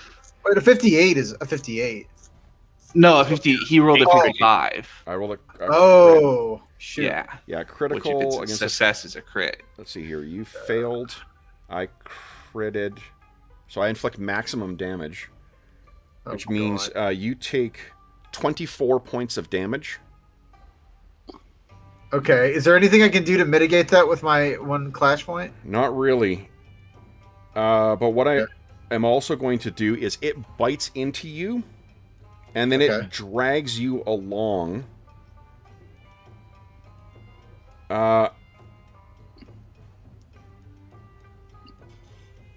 Let's see here. Oh, shit. It drags you along outside of the thing, partially under the surface, so there's going to be no opportunity to make an attack for this. So it's so Baya is currently being dragged in the jaws of this thing, partly underground, which is why you took so much damage from this. 24. Ah! All right. I got damage resistance. So that was too. Baya. And that was 24. You would have taken 22 damage. Yeah, Yeah. so I did. Yep. Oh, nice. Case you're Two barely valor. conscious. It prevented Holy me from shit. going to zero ladder. So Baya pulls in. It's in the narrative of this thing. Baya pulls her spear out and is about to get the thing, and its head snaps around, and you're like, you poke off in a random direction. This thing slams into you with its mandibles, kind of goes beneath the surface, and all of you are turning and trying to get at this thing. Mink 2, you're up next. What are you doing? Okay, Sword. the shit's got real. I'm going to drop the torch rather than spend the clash point to Okay. do it. And I'm going to... So it'll be 10 yards up and out into the tunnel to reach this thing first if you want to engage it in melee. You can do that Yeah. for free. You always get a move action equal to your move. Yeah, then I'm going to, as I'm moving, I'll just swing the first thing, shield Mo, over. fill your clash points up. You got 5 clash points. I have. Nope, no, Right, you haven't. Take a look at your token, bud. Oh, sorry, it doesn't. I'm not used to it not filling. Okay. Right, so I'll move, pulling the shield over as we go. So that's 2 clash points. -2. Okay. Oops. And then I'm going to hit it. Okay.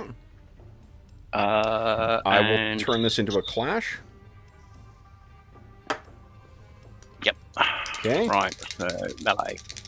But I also have the warrior cast, so I need to roll Yep, that. hold on. And a So I got a 58. I got a success. So 67 is a success. Okay, and better than mine. So you win. Go ahead and roll damage. And then I'm going to do a power attack as well. Okay, so one more clash point.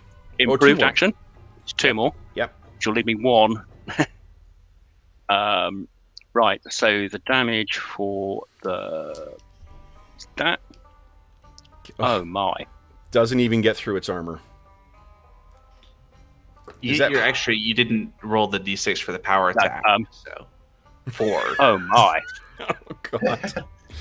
All right. It's not with me today.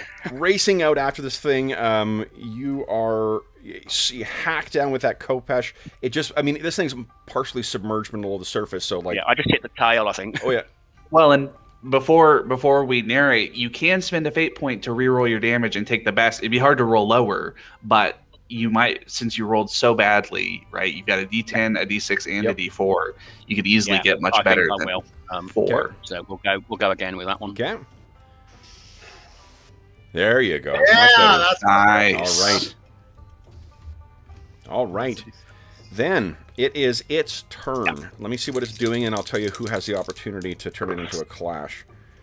Oh, geez, this is going to be against you, Baya. Do you want to turn this into a clash?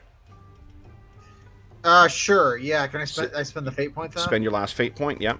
Yeah. I mean, not fate. Yeah. Well, clash. Oh, not fate point. Clash point. Thank you. Yeah.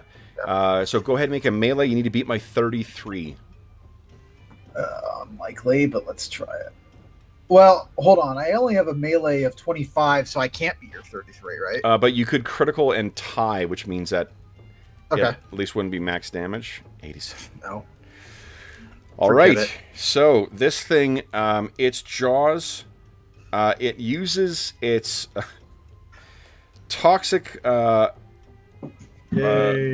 it toxic knoths to pierce the target? You take 12 points of damage. Your protection would apply. Okay. So and you are poisoned. Your move is reduced by 50% and your clash points by 2. And you need to give us a endurance check, please. Oh, so it's not -8. Now you start losing wounds. I was going to say, that's what I thought might happen. Yeah, okay. So I'm at 7 with wounds. Then. Okay. All right. Blood is starting to spew out of Baya's throat. Give us mouth. Give us an endurance check. Success. Okay. Nice. Finally win something. You are going to shake this off in 2 rounds. So your clash points are reduced to 2, and your move is reduced by 50%. But after 2 rounds of that effect, you will be back to normal. Okay. Okay. All right. That brings us to the end of the first round, guys. On to round dose. Our heroes are going first. Who would like to go first? Is there room for me to get into melee with it? Yes, I think right now. I think so. I'll go first. Yeah. Okay. So Mo, wait, who's on?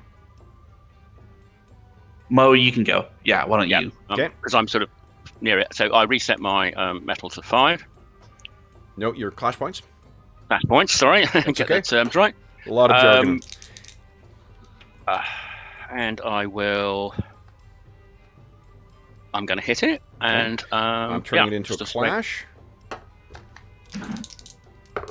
You need to beat my 42.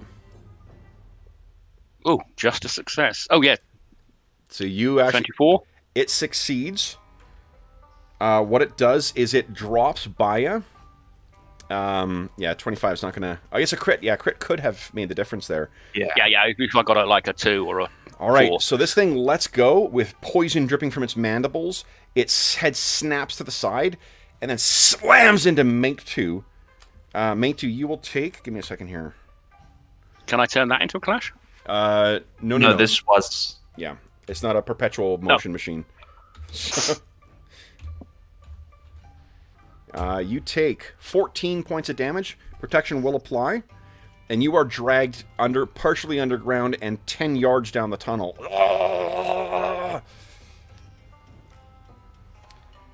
And... Do I get to keep my hand on my Kopesh? Oh, you do. Yes, absolutely. You're a badass Bronze Age hero. Then it will duck below the surface, rumble along. And Gerard, it comes up next to you now. So we have Baya 10 yards up one way in the tunnel, Menktu 10 yards down the other way, and Gerard in the egg chamber. Who wants to go next, Baya or Gerard? I better kill this thing before it kills my buddies. So I think I'll Baya, unless you are desperate to go, why don't I make a swipe I'm not at it? desperate at all. Yep, I kind of figured. Okay, All right. I'll turn this into a clash, Yep. and then you need to beat my... I failed. Yes. I Nice. succeeded. Yeah. Okay. All right, I'm going to do Power Strike for 2d6 instead of 1d6, so this Please is do. the full damage. 9. Oh. What do you think? 9 on 3 dice is so bad.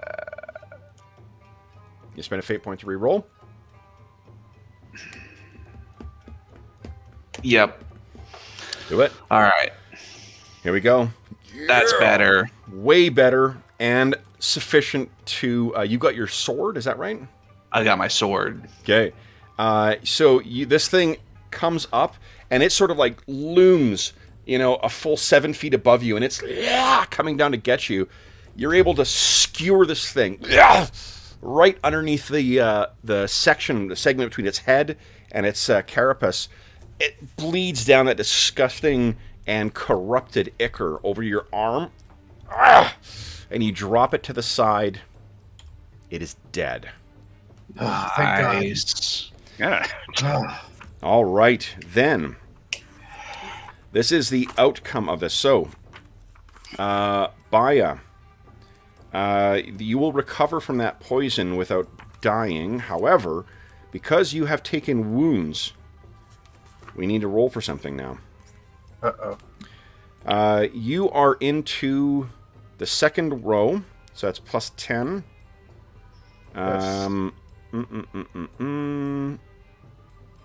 Is this a particularly brutal enemy?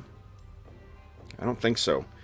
They all feel quite brutal at this point, so it's like... It's not brutal. Yeah, that's badass, man. Like, what is my scale here? All right, so then, Baya, would you kindly give us a 1d100 plus 10 roll, please? This will tell us what your scarring is, if any.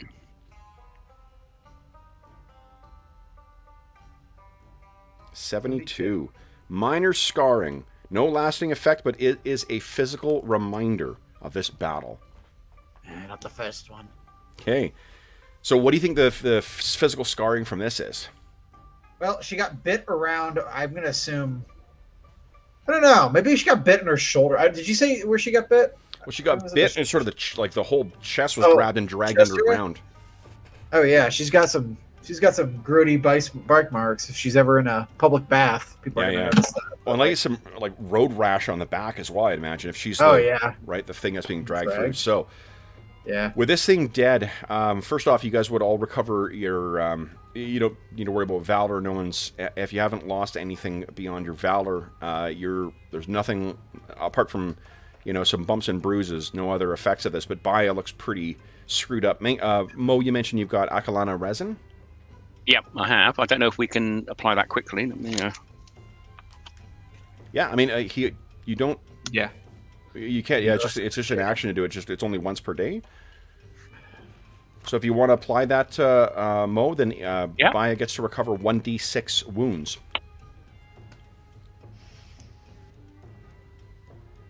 You want to roll for them? Your choice.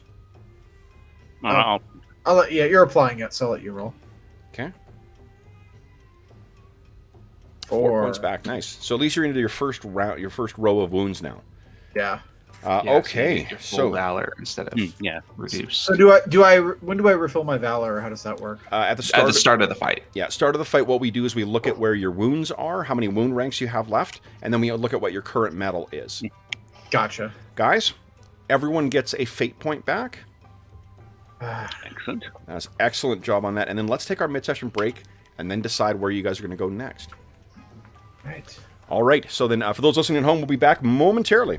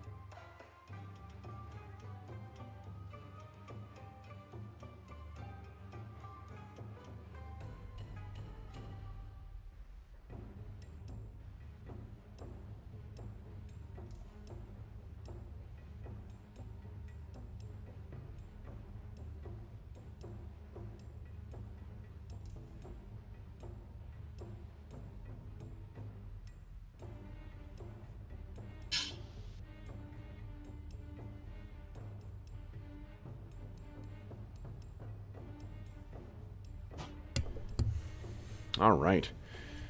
Fred, what's going on? Hello, happy Sunday. Brian, what's going on? Happy weekend. Ice King, may all your missiles be the most of magical. Thank you very much, Ice King. We hope you saw yesterday's session of Crystal Shard as well, too, because there was lots of magic missiles. Old School, what's going on? Happy Sunday back at you. All right. So. Get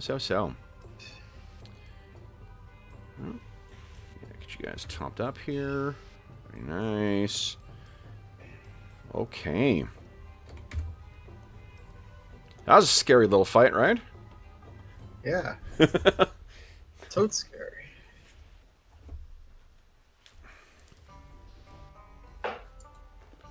Alrighty, so then. With this Burasanu killed, there are still two, what do you call it? Still two eggs that have left to be revealed. Or left to be destroyed. What are you guys doing? Yeah, we're finishing those off. Yeah. Okay. Without incident. Yeah. What do you wish to do next, then? Let's follow this tunnel. I have suspicions. Okay. Yeah, I think following the tunnel further is probably the thing. Okay. So, you guys make your way out of the egg chamber and back up in the other direction. Maybe another like 3 minutes up the tunnel, which is still the height you can easily stand at. You can see on the right there is a chamber that is filled with blood-stained clothes and bones. You would guess from the skulls that are here of 4 men.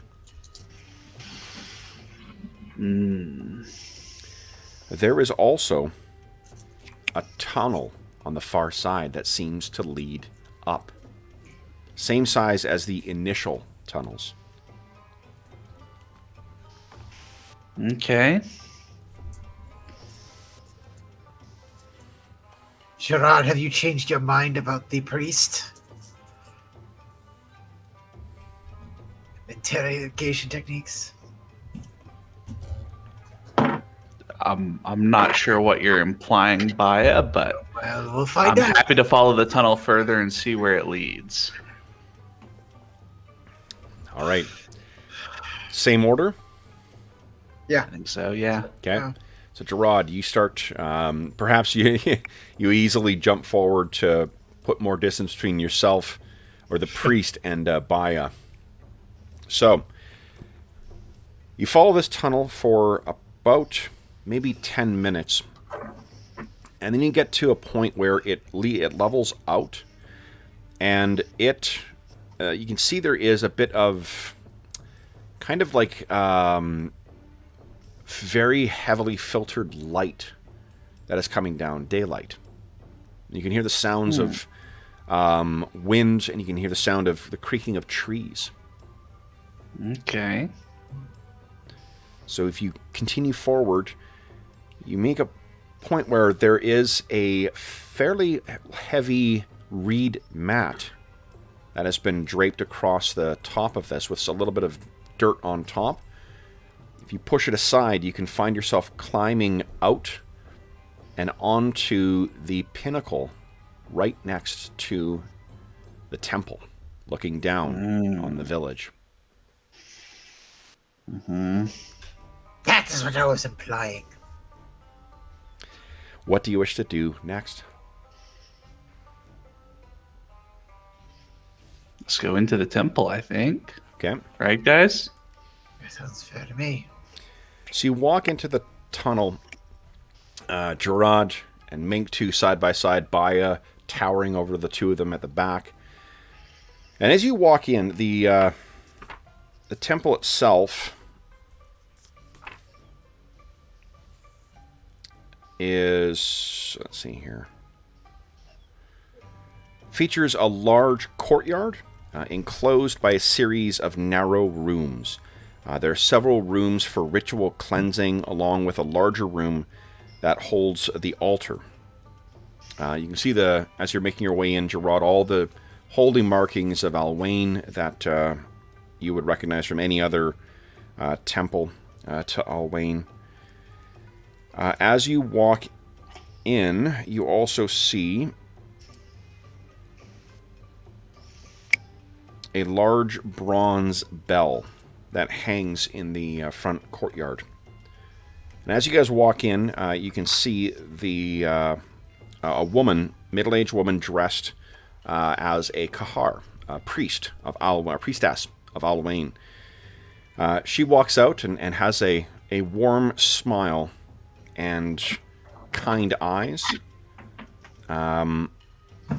But when she looks at the three of you and sees the mess and mud that's caked on you, and the expressions that are on your faces, her face kind of drops, or the expression drops.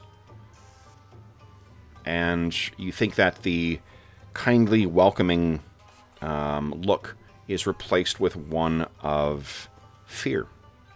Would you guys each give a perception check as well? Remember, anyone who had a successful melee attack as well, make sure you're ticking that.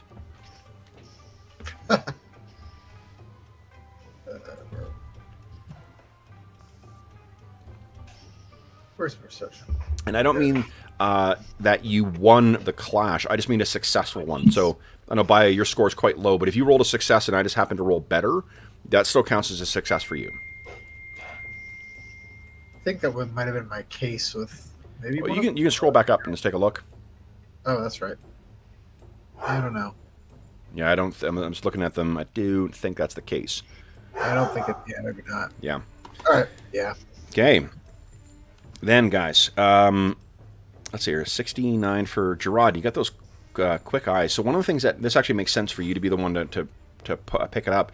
Hanging from her belt, one thing that makes her look a little different from other Kahars, she has a bronze hammer hanging from her belt. Seemingly of the same metal that the bell is made from. So at this point, she's on one side of the courtyard. You guys are on the other side of the courtyard, looking like you've gone through hell. Gerard, your bracers and your arm is still, you've tried to clean it off, but it's still covered in the disgusting dark green ichor that marches this thing. And there's a brief sort of Western standoff moment where we see you guys on one side, her on the other. There's a cry of a hawk. Dust blows through the open courtyard. What do you guys do? I'm going to walk towards her. And I'll say... have you any weapons out? No. Okay. Not me. Okay. I've got my sort of hands open, clearly no weapons, but I am going to say I suspect you have some idea why we're here. She looks at you. Would you give us a influence check, please? Yeah. I'll give you plus 10% for your... Oh, actually, you get bonuses later. So I'll just go ahead and make a persuasion check. Or an influence. All right. Forgive me.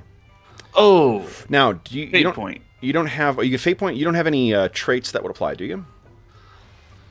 Traits. I know Mink2's got a honey-tongued one, but... Yeah, I don't have honey-tongued, so Okay. I think just fate point reroll. Okay. Oh, even worse. She staggers back and screams, "Stay back! Stay back from me!" She appears terrified.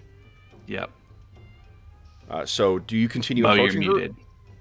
Do you continue approaching, or do you stop? I'm going to stop and just kind of hands up. Okay. Clear that I'm not trying to be non-threatening. Yeah. Yeah. I know that's kind of hard, big guy covered in bug guts and dirt. Are there any places to retreat from here? For her, she could go back into the altar, and you're not sure if there's an exit from there. Okay, is there any way I could sneak around and go around the other side. I mean, maybe I can't sneak, but Yeah, well, I mean, hold on. It's not impossible. It'll be hard, I think. What I'll do is we'll make it an opposed roll. We'll roll for her perception, but I'm going to impose minus 25 on your stealth check. But go ahead. Okay. Minus 25, puts you at 40. Yeah, 25. so you're trying to move along, but she sees you trying to sneak along, like slink away, and she's like, "No! Stop! Stop!" And she's trying to back, towards the door. Mengtu, what do you want to do? Mo, you're still muted. Oh, you're still muted. Everyone? No, Mo, you're muted in the Hangout. There we go. And now we can't hear you even though you're not muted. For those listening at home, go ahead and drink.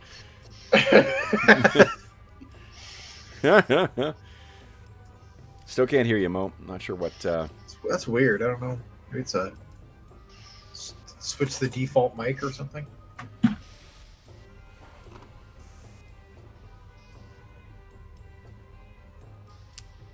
Nope. Still nothing. I heard something for a second. Whatever you're saying, Mo, we're not hearing. Sorry. Let's see here.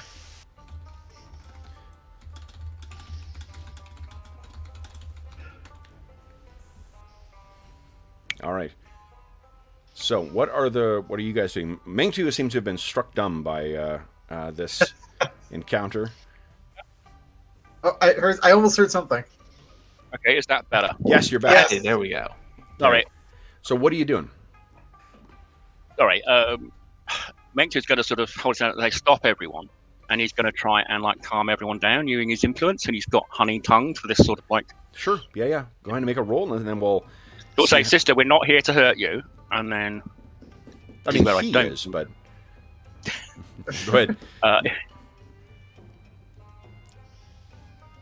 You want to fate point and that? I will fate point that. Okay.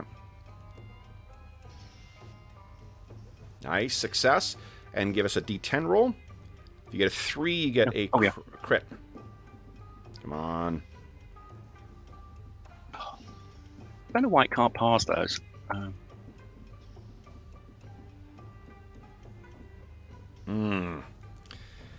So she is not going to be running off immediately, but she is not because we're dealing with a fumble on an influence as well too. Yeah. So Yeah.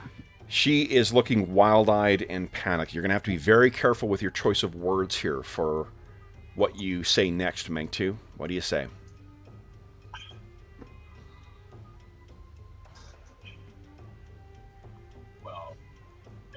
Mo, your mic is up. Sorry, sister. We're just investigating what's been going on in the town. Now, we found something unpleasant in the tunnels. Do you know anything about what's down there? She is... We're not blaming you for anything, but something's going on. Her eyes are flashing to the... to Mengtu, or to Gerard, rather, and back. She still thinks that... or she at least is seeing him as the primary threat here. She looks... Mengtu, you sort of keep talking to her and keeping her eyes focused on you. And... what she says is it dead? Yes. And John the holds egg. up his ichor-covered face. Okay. She, her eyes sort of fill up with tears, and she says, "No. No, no, no. No. The job is not done." And she drops Which to her job, knees. sister? We know there is something strange about some of the guards. Do you know anything about that? She says, they are abominations. Better cleansed from this earth. But he still walks it. And if he remains, he will call more. Do you mean the Tsar? The what? The what? Sorry, am I getting my nomenclature? The boss guy. Nasi? What Nasi Hanno? Nasi. Yeah. Yeah. We understand he left. When he came back, he was a different person. Is this related? She says, yes. She looks up. She says, you saw it too then. He went to the mountains. But he never returned. There is something wrong with him. Something walks within his body. And it made my children, the people of Jabalem, cry. And I was listening to the cries of my children, and I prayed. I prayed to Alwayn to deliver his children from this evil. And I prayed, and she gestures up, and I struck the bell. And Alwayn heard my prayer. And he sent me the Abu Rasanu to meet vengeance on those who commit evil in Jabalem. The Abarusani Sanu took them from this land, and I would have cleansed the last of the evil of Hanno. But you, she looks at Gerard, you have thwarted his will. Alwayn didn't send that. Of course he did. I wouldn't expect you to know, foreigner. I wouldn't, but he would, and I point to Gerard. She looks yeah, over. I'm going to. So Gerard, she seems to be softening a slight admit to you. Yep. And I think Gerard has had this kind of ferocious glower going on. That's probably why she hasn't been has had a sense of his kind of capacity for violence, shall we say? Yep. But he pulls out a cloth or something from his pack and starts wiping off his hand, and he says, "We're gonna deal with the Nasi too, as best as possible, but this wasn't Alwayn's will." She looks and she's thinking, and she kind of looks you over a bit. What is your name? I am Gerard. This is Migtu and Baya. Why are you here, Gerard? Travelers on the war road. She looks you up and down, and I think there's maybe... Am I correct in thinking there's like one or two things that would be like knickknacks, historical knickknacks you would have picked up along the way that might suggest your connection with the Hashir?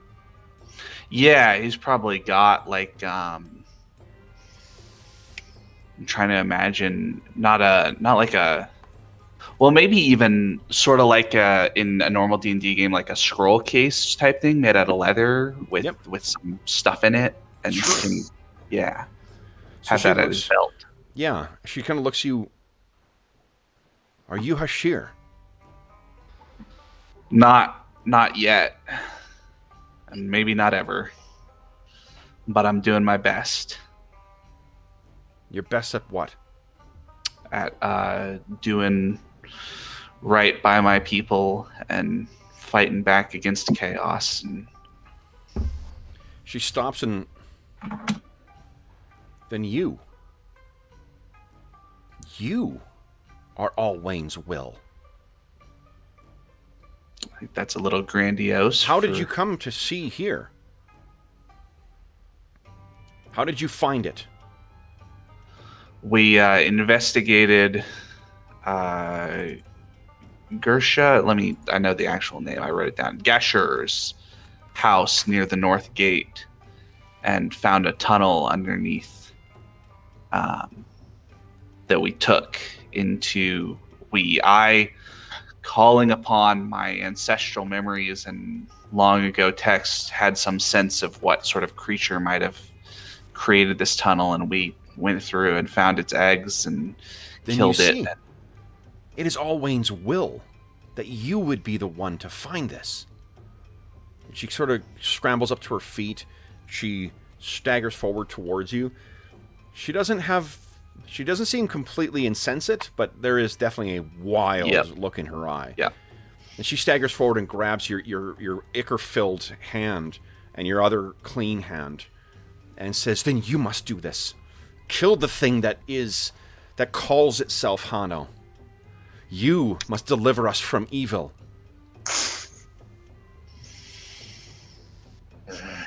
And she's just, her black, dark eyes are just fixed with yours. Half pleading, half mad.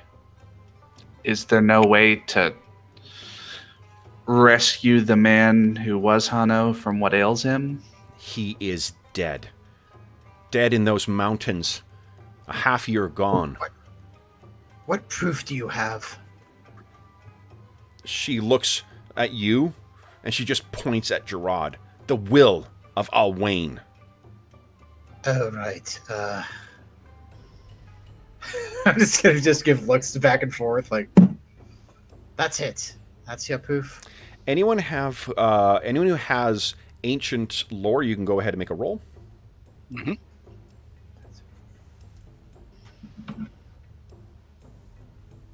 Okay.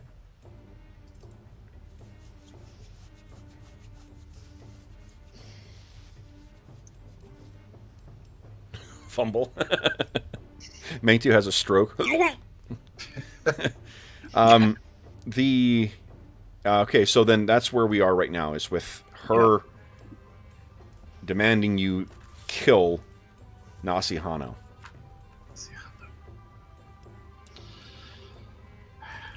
Mengtu is going to say, well, we'd actually need to find, is there a way of detecting possession?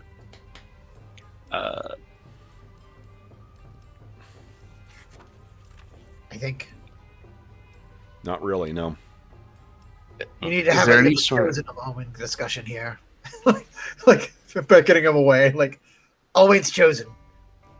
So Is there any kind of, like, I guess I'm wondering what the Luwathi kind of justice system is like, if there's anybody other than the captain that we could take him to that might be able to pass judgment on him? Yeah. Maybe if you took him back to this, a village like this would, in theory, may have some kind of connection to one of the two towns. Yeah, the larger communities, to either Sentem or Amina Nawani. This is fairly far south, so it probably would be Sentem if it has anything, but it may very well be just the Nasi is the one who is effectively in charge. And there's no, like, history of like a moot or an all thing or something where we could gather up the people and no. Okay. Well then, guys, I don't know about you, but I think we need to do some investigating first. I don't want to kill somebody who just been acting weird. War does things to people if you went off in a fight. I think we need to find some more evidence rather than just turn up and kill someone, because that will, because of the system, the background we know just killing an innocent man, rocking up and killing someone, he's going to cause us problems. Guys, here's a good way of thinking about this. What would Conan do? Climb into his tower. We'd barge in and spy on him. I'm not saying we don't do something like that, but let's barge in. Let's sneak in. Not to kind of call up what has been going on, but Gerard is going to mention that how willing were you with no evidence to do something nasty to the priest versus I said now with pretty good evidence? What are you prepared to do to the Nasi? Well, I don't know if there is good evidence. And two, I was just saying talk with. Maybe you didn't hear the Redsmith and his talk about the fear that the guards put him in for his daughter. Oh, well. But I did. Okay. I probably didn't hear that for some reason, but I did. What did the hostel keeper, what did Shuma have to say about them? Yeah, that they had their... Nothing good. What did the merchant have to say about them? I don't think we spoke to the merchants yet. Yes, you did. You had drinks with them. Oh, I thought they were just two drunk guys. Yeah, they didn't like them at all either.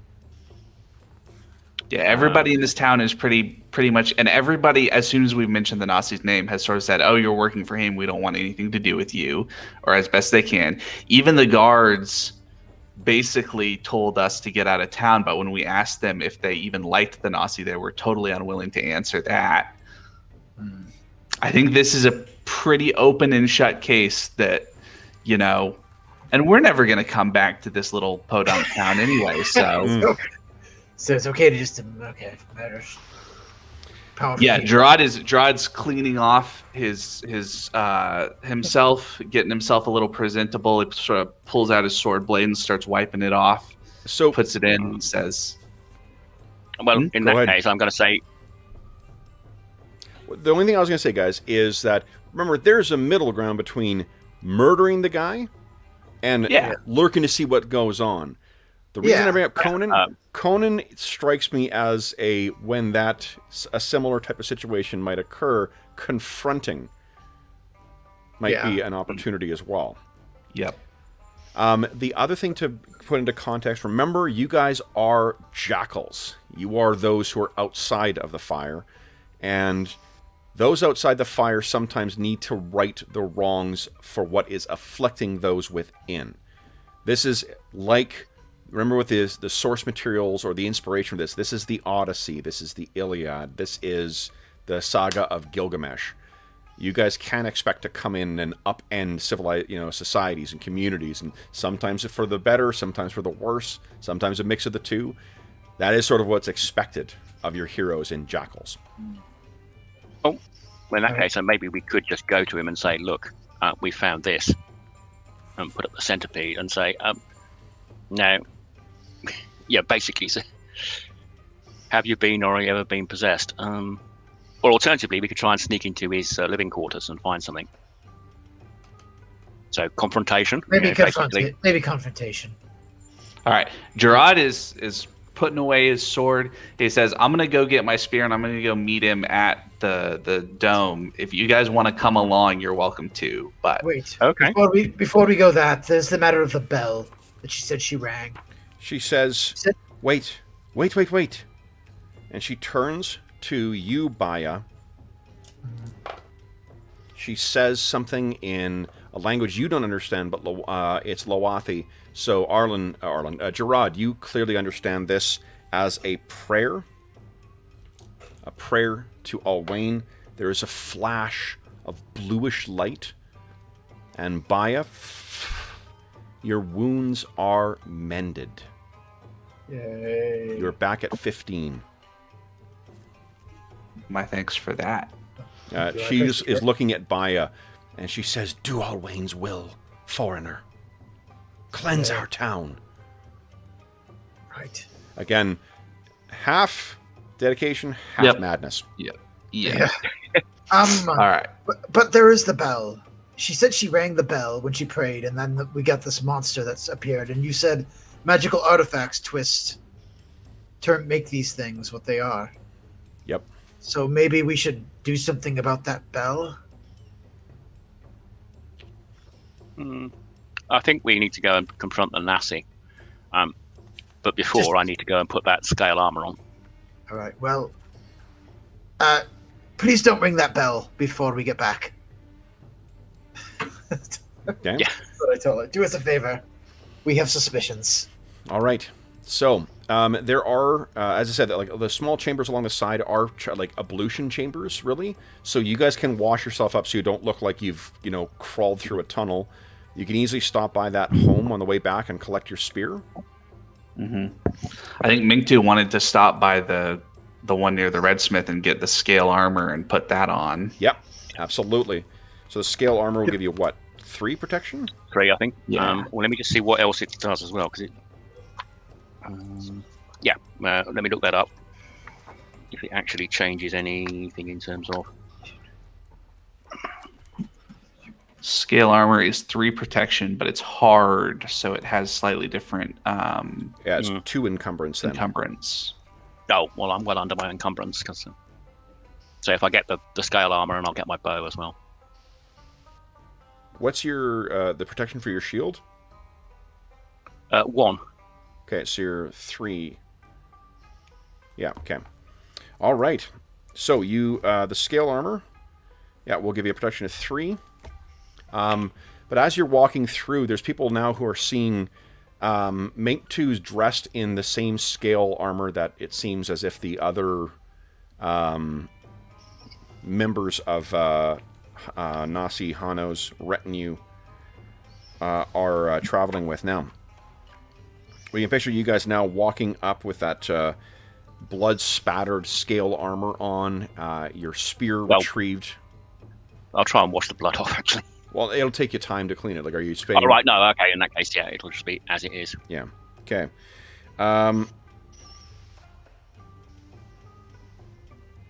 Then...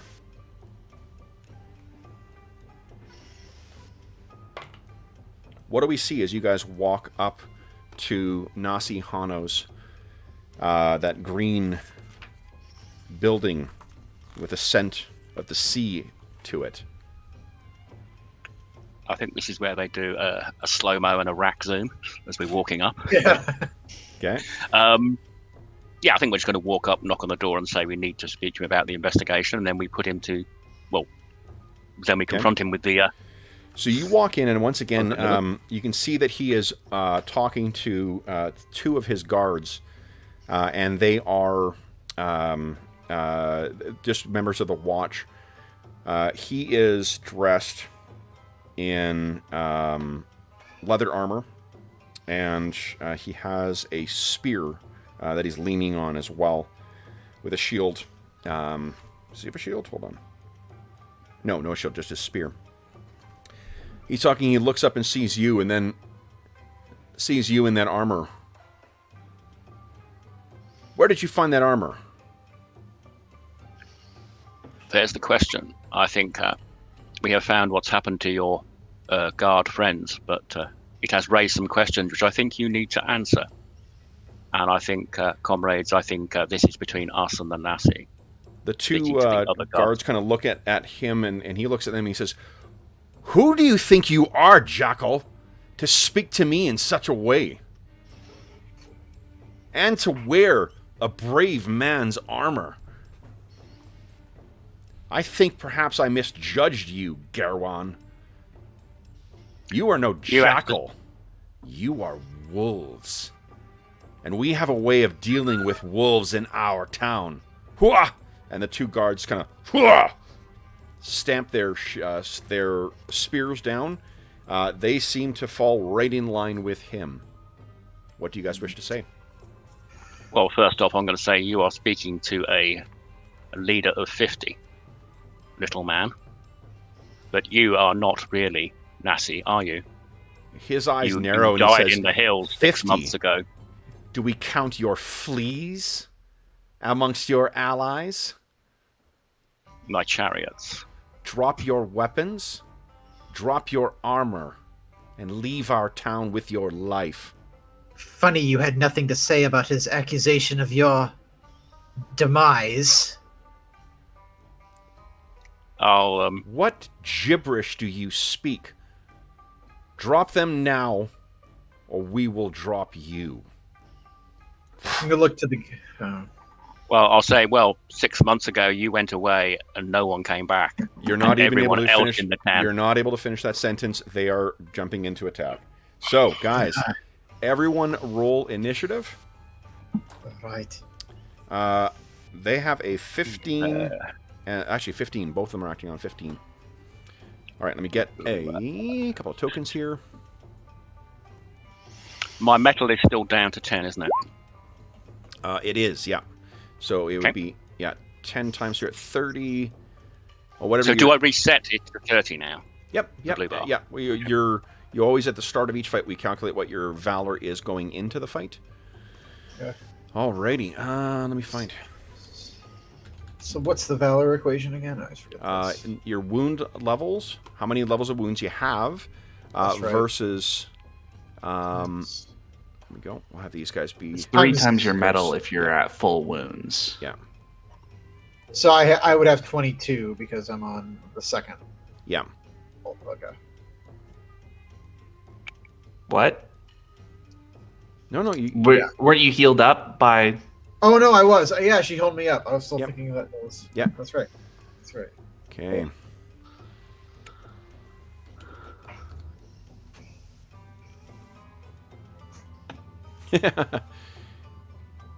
Laughing. I was looking up, see what I had for warrior as tokens, and I got a BattleTech helicopter show up. Yeah, that's about right. All right, so this isn't quite right, but it's a pretty badass image, so we'll just use that for him. There's the Nasi. Give me 2 seconds to quickly get these health bars set up here, so you guys can see them, and I can easily adjust them. Boom, boom. All right, and then, okay, the guards. I'll just set one up, and then I can cut and paste to the other. Alrighty, guys. Did you roll your initiative? Mm-hmm. Yeah, we have okay, one great. tied, one after, one before. Okay.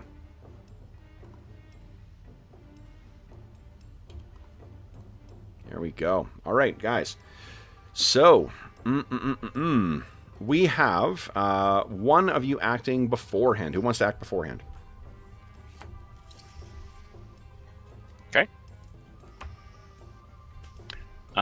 In that case, I will step forward and smite him. Okay. So I'm going to turn this into a clash. All right. I got a 49. Go ahead and make your attack roll.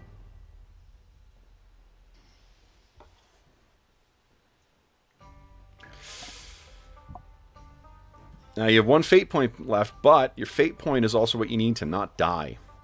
What do you think? Yeah, I'll use the fate point. Okay, go ahead and re-roll. So, guys, if you failed, you don't need to roll the other. Unless you rolled a fumble, you don't need to roll that extra dice because it doesn't do anything. All right, so this is that one. Okay, so that... Almost. Yeah, succeeds. I rolled a 49. I beat you. So... he steps forward... and you slash with your Kopesh. He dekes to the side, slams your knee with his... what do you call it? With his spear. You lose 2 clash points.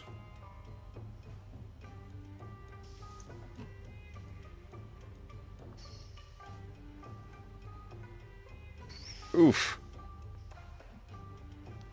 And he's going to get a bonus against you until your next turn. Okay. Then it is on a 15. Let's see here. They would have a... is your... well, I guess first off, whoever wants to go on a 15, is your deftness higher than a 12? Or Gerard and Baya, both of you guys, do you have deftness that's higher than 12? I only have an 11. 11 for me. Okay, so the guards will go next. All right. So then we have the guards are going to... I'm just going to roll to see what they're doing. All right, so one of them is going to leap forward towards you, Baya, but actually misses. And then... Well, actually, you know what? Hold on, I did that wrong. So one of them is coming towards you, Baya. Do you wish to turn this into a clash? What are the advantages to turning something into a clash? I forget how That's that your works. only I can chance. Damage. So, yeah, it makes it into so that you guys are fighting against each other and you may do damage to them. Yeah, I'll turn it into a clash. Okay, so then you're going to have had a melee weapon out. I did not though. So I mean, Okay, so you're rolling we unarmed. said drop our weapons. Yeah, I don't know. I mean, we said drop our weapons, but I didn't say I had my weapons out. So. So then you're unarmed. I'm unarmed. Yeah. Yep. So I can't turn it into a clash. No, you can. You just have to roll your unarmed. Oh God. Yeah. Then maybe not. The other right option now. is I just attack you then, and if I hit, then you just take the damage. That's the advantage of the clash, is that you could try and prevent yourself from getting hurt. All right, I'll turn it into a clash. Okay, so it's been 1. Then I rolled a 44. Go ahead and make your unarmed roll. Come on, make it a crit. Yeah, I don't think that's gonna happen. Your unarmed 5. My unarmed's 5. doesn't unarmed start. Hold on, no. That's not right, because your unarmed. I think unarmed starts at like 10.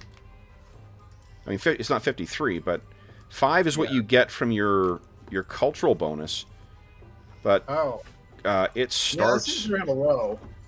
Yeah, and like unarmed combat starts Unarmed at starts at 30. 30, so that's a 35. Oh, geez. Okay, that's cool. Yeah.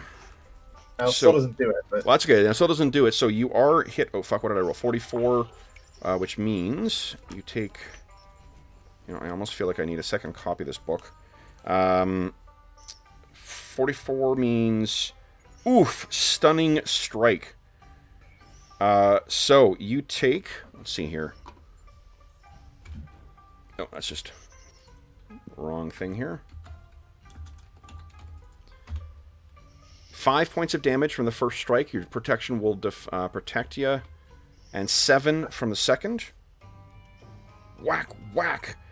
And you lose all your clash points. Hold on, actually. Give us an endurance check. Okay. Yes, nice.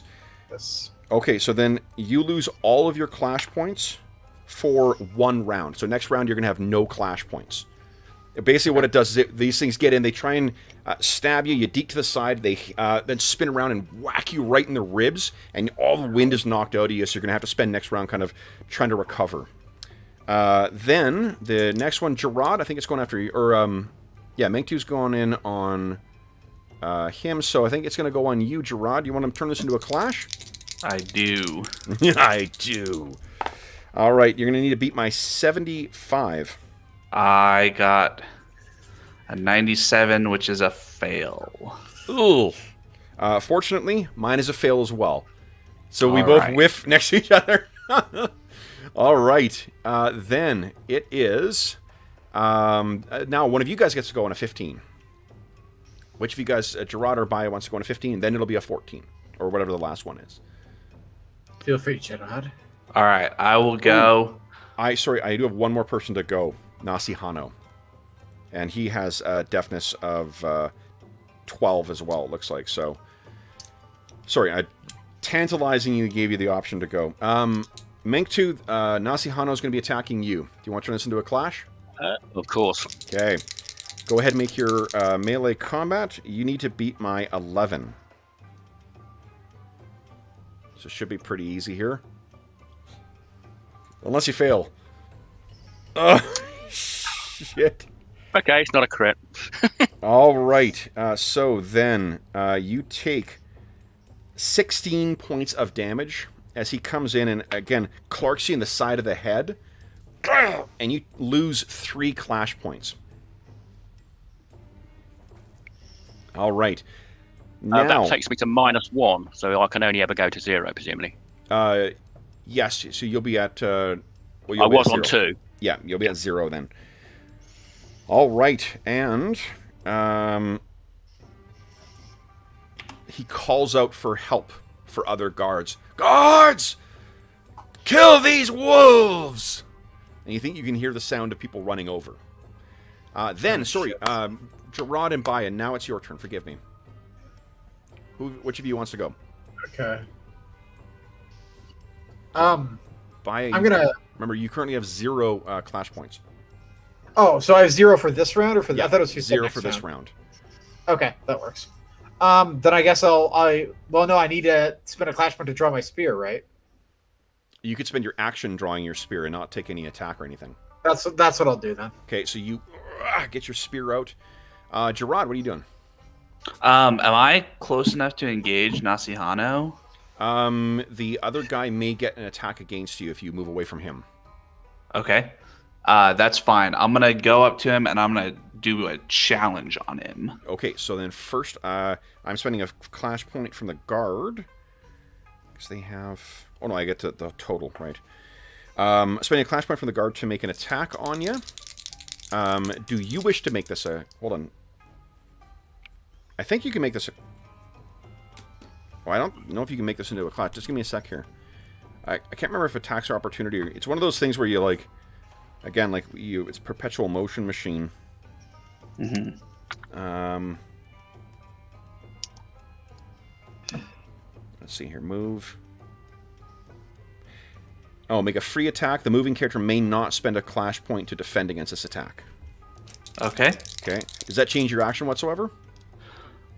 Yeah, actually, instead of moving, I'm just gonna shout at Nasihano as my action as a challenge. Yeah. And I'm gonna shout at him, and sort of generally to the guards and all that sort of stuff. Yeah. We just want the corrupted Nasi. Don't fight us. We're trying to help. Okay. So why don't you give us a, let's see here, an opposed deception, influence, or perform. For me, it sounds like yours is influence, right? I think influence is probably the one. Yeah, versus his willpower. All right. So I rolled a 63 for my willpower. I failed. I'm going to spend a fate point. Okay. Oh, still failed. Okay. So you cry out, and he just laughs. Kill them! Kill these wolves! Then it is Baya's turn. What are you doing, Baya? Oh, I already got my spirit. Oh, yeah, you got your spirit out. Right. So that brings us to the end of the round, guys. Then, top of the round, we have one of our heroes going first. Who would like to go first? Remember, you only refresh your clash points on your turn. Oh, okay. Yeah, yep, sure. Start of your turn is when you get to refresh them. Who would like to go first, guys? I've got lots of clash. I don't need to go yet. Yeah, I think Baya go now. So I can get my clash points back. Okay. So you got your clash points back. Okay. Then it... what do you do, Baya? I am going to do, because why the hell not? I'm going to spend all 4 of them. I'm going to do my... I'm going to try to do Blood of the Giants. Do I have to check first, and then can I... No, I got to check. I do 4, and then I check. That's right. But I... wait, clash point costs... Wait, hold on. Oh, for your spell, or your right, you mean? Oh, just one? Oh, it's just 1. Okay, so 1 clash point. I got the devotion points mixed up. Do I spend the devotion points if I fail? Yes, it's 1 devotion point if you fail. Okay, so and then it's the cost of it if you succeed. So, 1 clash point to call on the Blood of the Giants. Yep. Pretty badass. Although, so Jared, who am I next? So the guy I'm fighting, and then who's the closest person to me after that? Guards. This is why I've got the tokens next to you guys. Okay. So you know who you're engaged with. So, but after let's say I kill that guard, who would I then be the closest to? You can then it would be a random chance, I think. Okay. All right, I'll risk it. Okay.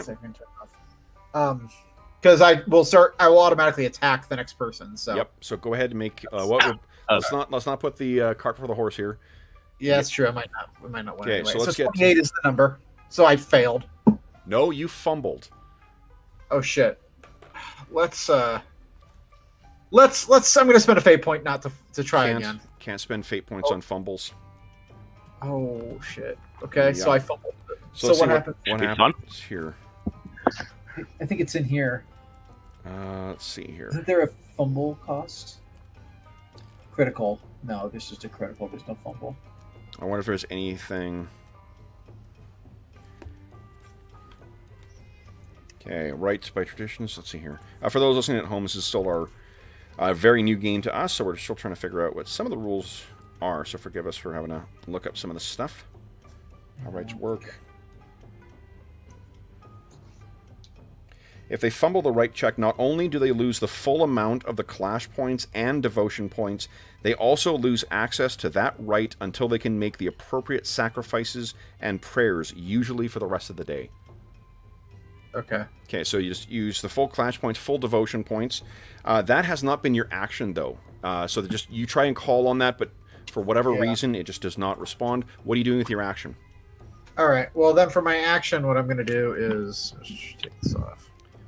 11. All right. I will then. I'll just go stabby on the guy I'm fighting. Okay, I'll turn it into a clash. And beat my 40, 4-0. 4-0. Probably will not. Jesus. All right. Why is your melee so low? Did you remember to put the base points into your skills? I thought 25. I don't know if I invested anything in my melee. Oh. Okay. Melee starts at Yep, that'll do it. Yeah. Okay, so unfortunately, this thing beats you. I will. I'll spend a fate point on that. Yep, go ahead. All right. Let's try it again. Come on, 22 or something. Oh, come on. All right. Well. All right, so this thing hits you twice with a spear thrust. You take, let's just say the average they've got down here. So you take 14 points of damage. It's 2 of 7, so you have to apply your defense twice, or your protection twice. So 7 points of damage, 7 points of damage. Then we've got them going. So the guard is attacking Baya again. Baya, you want to turn this into a clash? Yeah, I'll turn it into a clash. Okay, go ahead and make your melee combat roll. You need to beat my 65. 65. Yep. I will not do that because it's. Did I do it? I think I did it. Yeah. Oh, there we go. Okay, no. So you both failed. So there's no change in this one. Gerard, we got a guard attacking you. Do you want to turn into a clash?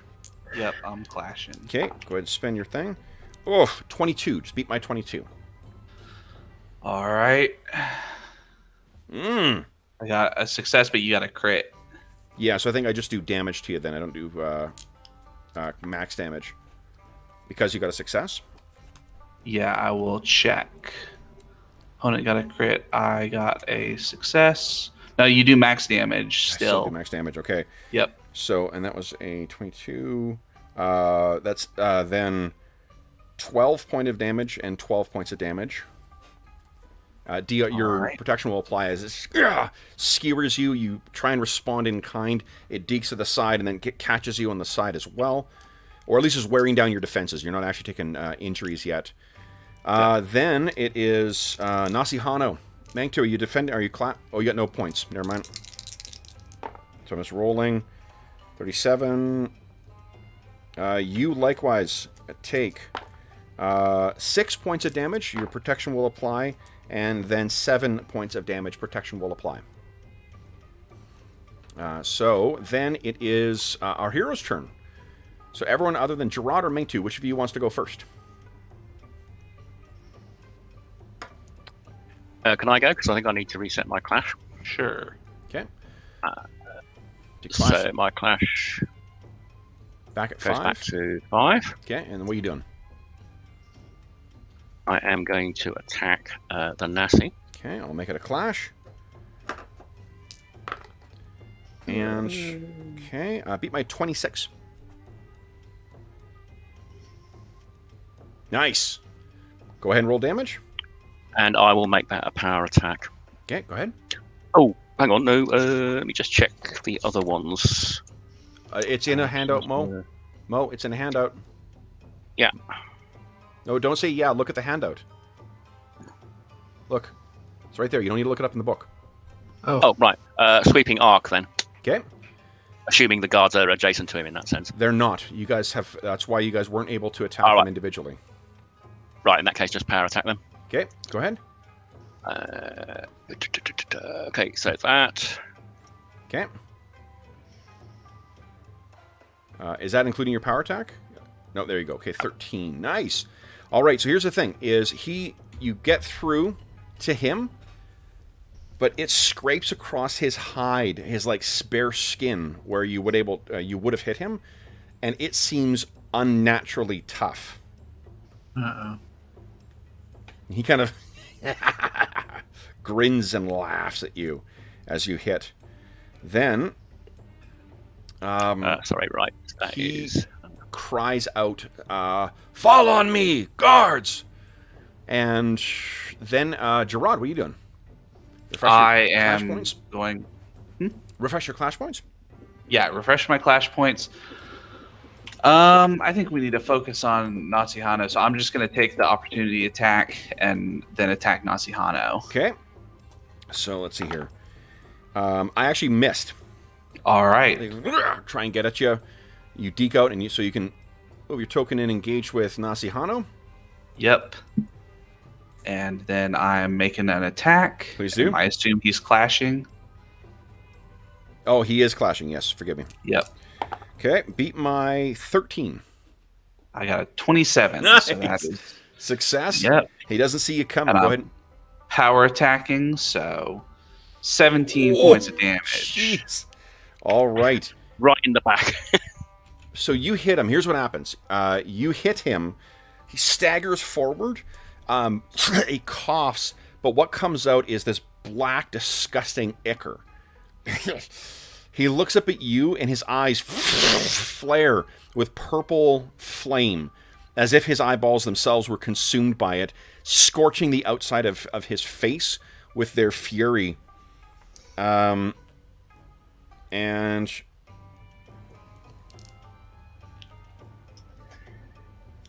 ooh, there's almost a feral visage as his face starts changing. Baya, you see this out of the corner of your eye. You see your people's ancient enemy, Takan. Yes. Yeah, So- give me some other rights. Then, that was Gerard's turn. I think we're at the end of the round, guys. Top of the round. Who would like to go first?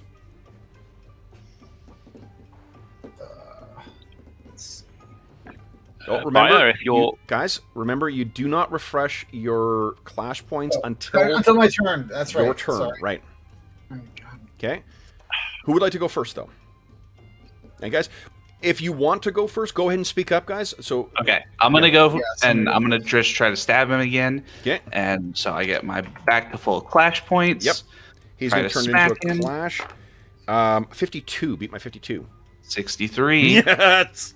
So that's another power strike for 12. 12. All right. Oh, jeepers. As he transforms, something happens. Oh, boy. The DM fucks up the chart. That's what happens. His skin seems to be like turned into almost like burned coal or charred wood. So it's even tougher than it was before. But you pierce through that. All right. Then it is their turn. So we'll go with... first, I'm going to make a willpower check. Yeah, both of the guards scream, throw down their weapons, and run out. Oh, good. Baya, you could make an attack on the guard if you want. Nah. Don't nah. waste a fate point. He's Okay. cool, but- yeah. Then it is Nasi Hano's turn. Let's see what he can do here. Oh, man. Boost to his combat skills in this form. Boost to the damage he does in melee. So.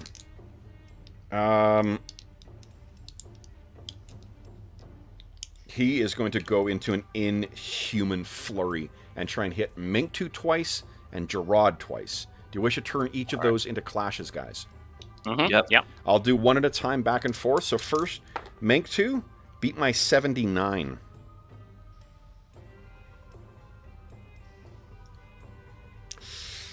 All right, you are hit, Minktu. You try and get in. That's you take 15 points of damage. Protection applies. Gerard, first attack on you. First attack on me. Beat my Let 55. me spend my clash. 2. 1 point of valor. Okay. Oh. So unfortunately, he did crit. So that is a 22 points of damage, and full right. applies. Okay, and then Minktu, we should turn this into a clash as well. Mm-hmm. Okay, beat my 17. Come on. Nice. Go ahead and roll damage. So you're knocked off your balance, but then you bring this Kopesh back in. Go ahead and make your attack or your damage Can I roll. do an improved action at this point, or is it just on my? No, only Only on my turn. You can, but you're down to what? 1 clash point right now, aren't you? Because you've done. This is your second. What do you call it? Your second thing, and you. Right? Cause you yes, because I'm yeah. clashing. Yes, no. In that case, just that then 9 points. Okay. All right. So then go. Okay, 9 points of damage. Yeah. And then on Gerard, turn into a clash. Yep. Okay. Beat my 84. Oh. No fate points left, right? No fate points. Okay, so it's not a crit, though. You take 12 points of damage. All right. Full protection applies. All right. Then it is either Mink2 or Baya. Who wants to go? I can go. That's Okay. okay. All right, I'm gonna do my no, first I'll restore my clash points. Okay. Perfect. I'm gonna do breaking the serpent's banner, Okay. and that is 51. So yeah. Okay. What is Breaking the Serpent's Banner? It gives me a bunch of bonuses against Takans. So let's see. Isn't this the thing that kills you at the end of the right? No, that's the Hate Beyond Life. Oh, okay. Breaking Serpent's Banner is I don't need to spend any clash points to react to a Takan. I gain the ability to react to all attacks directed at them. Okay. Okay, I need to respect that. But I have to. But I take a penalty against any non-Takan attack. But since there's nobody here, I'm okay with that. Okay, so you're racing. Go ahead and spend your clash points for that spell and make your roll. Too high. Too high. Not a crit failure though, but then you run in. What do you want to do? You attack it? I'll attack him. Okay, I'm spending turn it into a clash. Oh no. Go ahead and make your roll. All right. Where's my melee combat? Where are you? Come on, you're due a Here we go. success here. Yes. Finally, jeez. Want to hear some good news? I What's rolled that? a 93. Oh. I Yay. failed. Yeah. You succeeded, and you have not used your cultural virtue yet. Yeah, that's right. I have not. So, 93. So what is that? A +6? No, what it does, cultural virtue transforms a success into a critical success. Oh, I like that idea. Yeah. Okay. So you, even though your right fails you, you come racing in. What is the maximum damage? And you still can spend 2 points to make this a power attack if you want. I will do that. My maximum damage is 12 for the spear. 12 for the spear, and then +6 for the max. It's 18. Yeah. Huge hit on this thing. And then I believe the last to act is Mink 2. So you get your clash points back, Mink 2.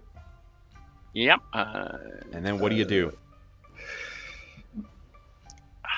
I'm going to step up and swing at his head with the Kopesh. I think I have this is our fight song. Yeah. All right, well, I'm turning into a clash. Oh. Uh-oh. That's a... Oh, God. Uh-oh. Fortunately, I rolled a 95, which means I missed, so there's no result. Next round, one of you gets to act before he does. First one to speak gets to act first. Okay, I'll go again. Okay. Yeah. Saying is obviously just missed him, and then I'm just I'm on the backswing. Turning into a clash as well. Now you need to beat my 84. Okay. Okay, so... My character sheet gone. Sorry, my character sheet seems to have disappeared in the excitement.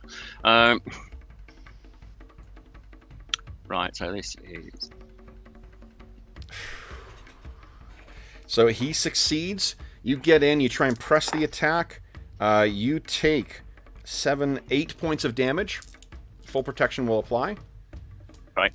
Okay, and then it is... Sorry, I was rolling. How many? How many? So again, guys, we don't... If you failed, you don't need to roll the d10. Oh, okay. It's not going to make a difference. So Right, the damage then. Damage. That'll take me into my row. Okay, so then you're into, it was what did I say? Into 9? my first row. Okay, so take that off of your red bar. Then it is his turn. He gets his clash points back. He's going to try and flurry again. 1 on each of you, and a second on... actually on Baya. So, Menktu, do you want to turn this into a clash?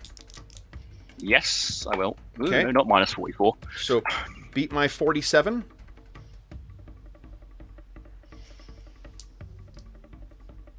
Nope. Oh, it's a crit, though. Crit.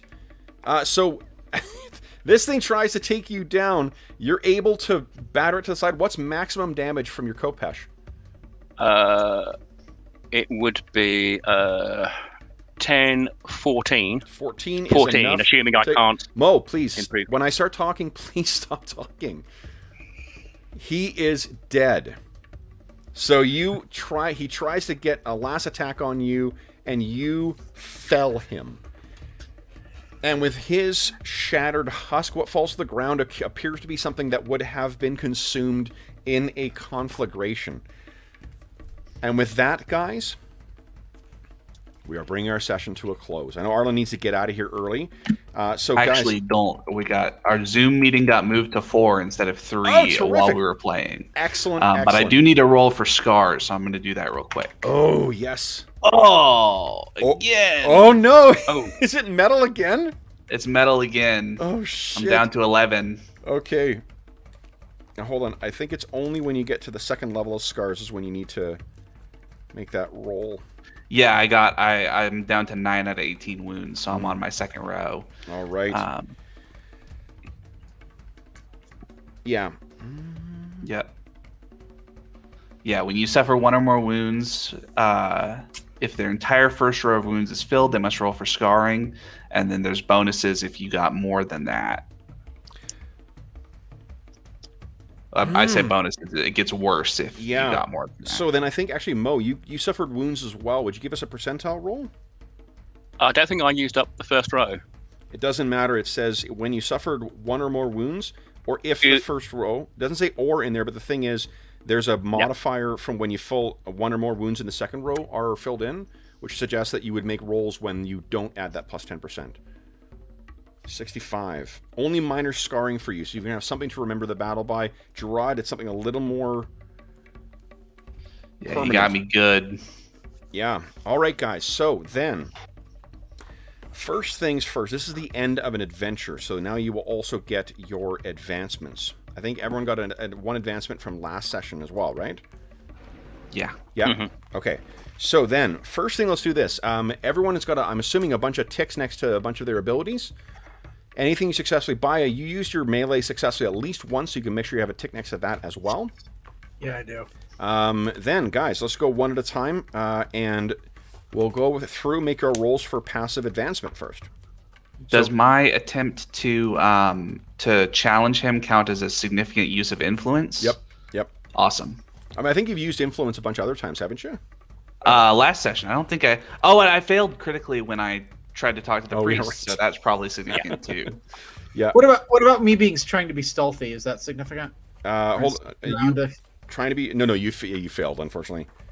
Oh, okay. Yeah, and So if I don't think that would count. Failures. Okay. What about my significant Guys, failure? hold on, guys, please. Oh, We're gonna roll these one at a time.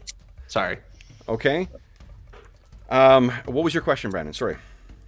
Oh, I was gonna say, what about my double fails to spot the bad thing, the centipede monster crawling in? Is that significant? Yeah, that was a significant use. You failed, but it was a significant use because you were Okay. trying to anticipate ambushes.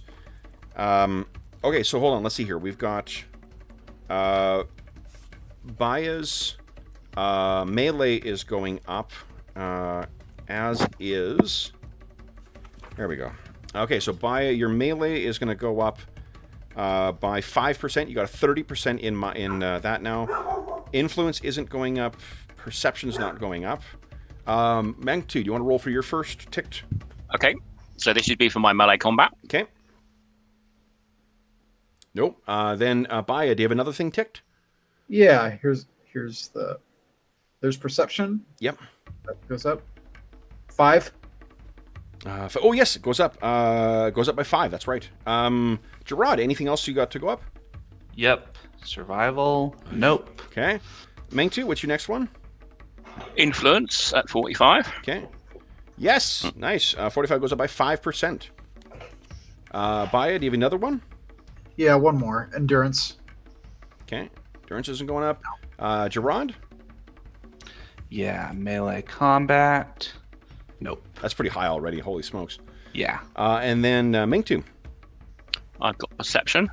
Okay. No. Baya, any more? Nope, that'll be it. Gerard, any more? I've got willpower. Nope. Nope.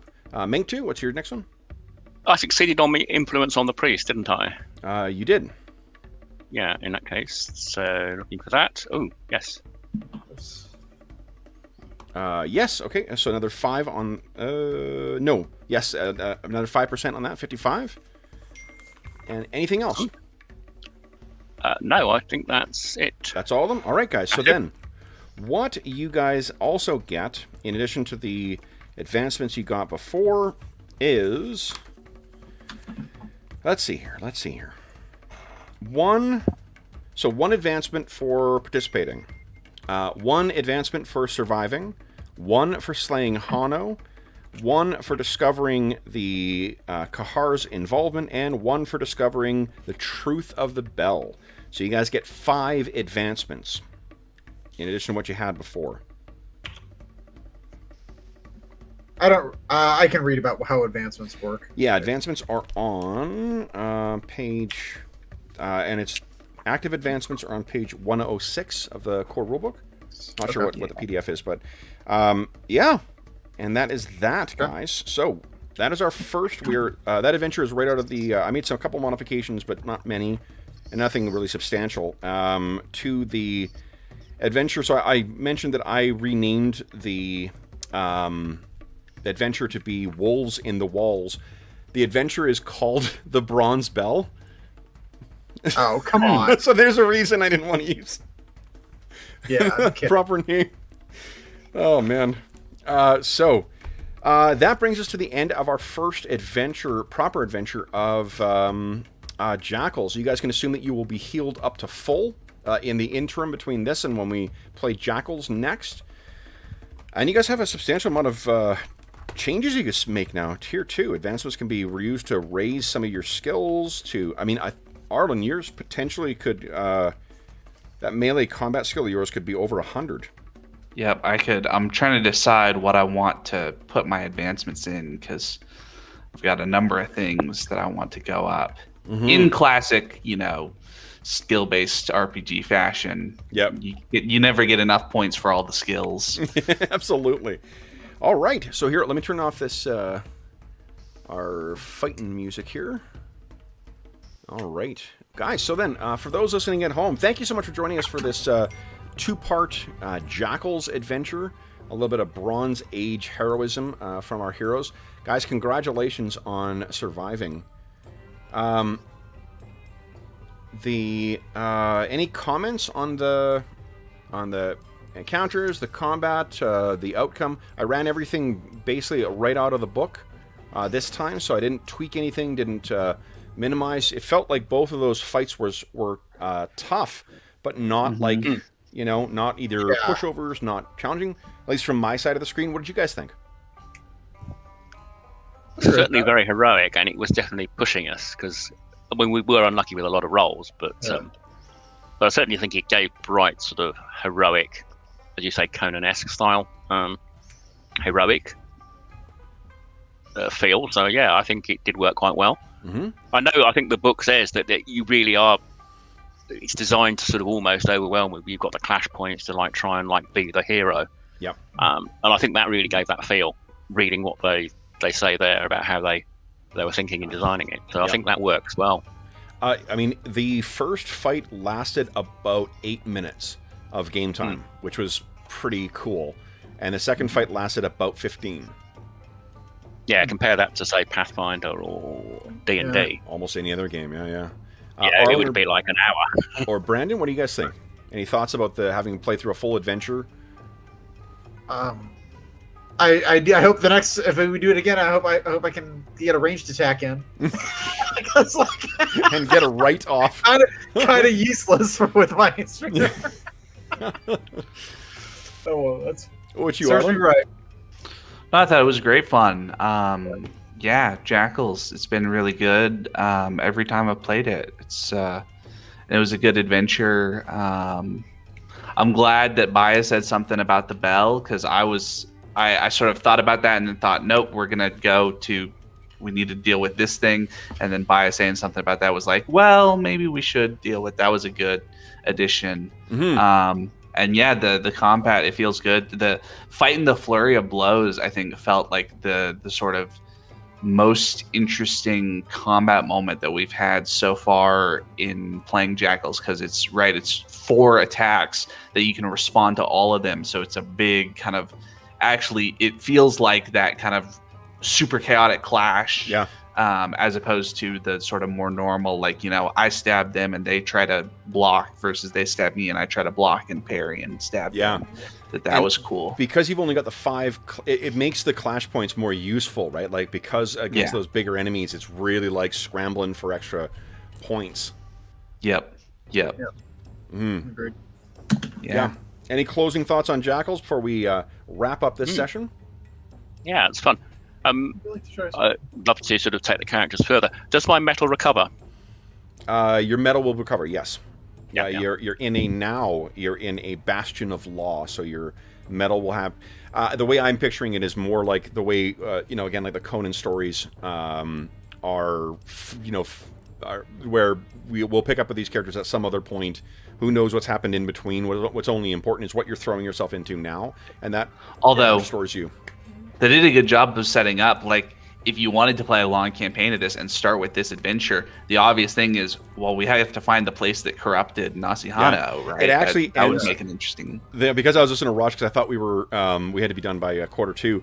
What it sees is actually like it sees into the eyes of the one that killed it. So Minktu, there's something that as it dies, So I've got it disappears. But that spirit is not dead. It is, and the last thing it is seeing is you.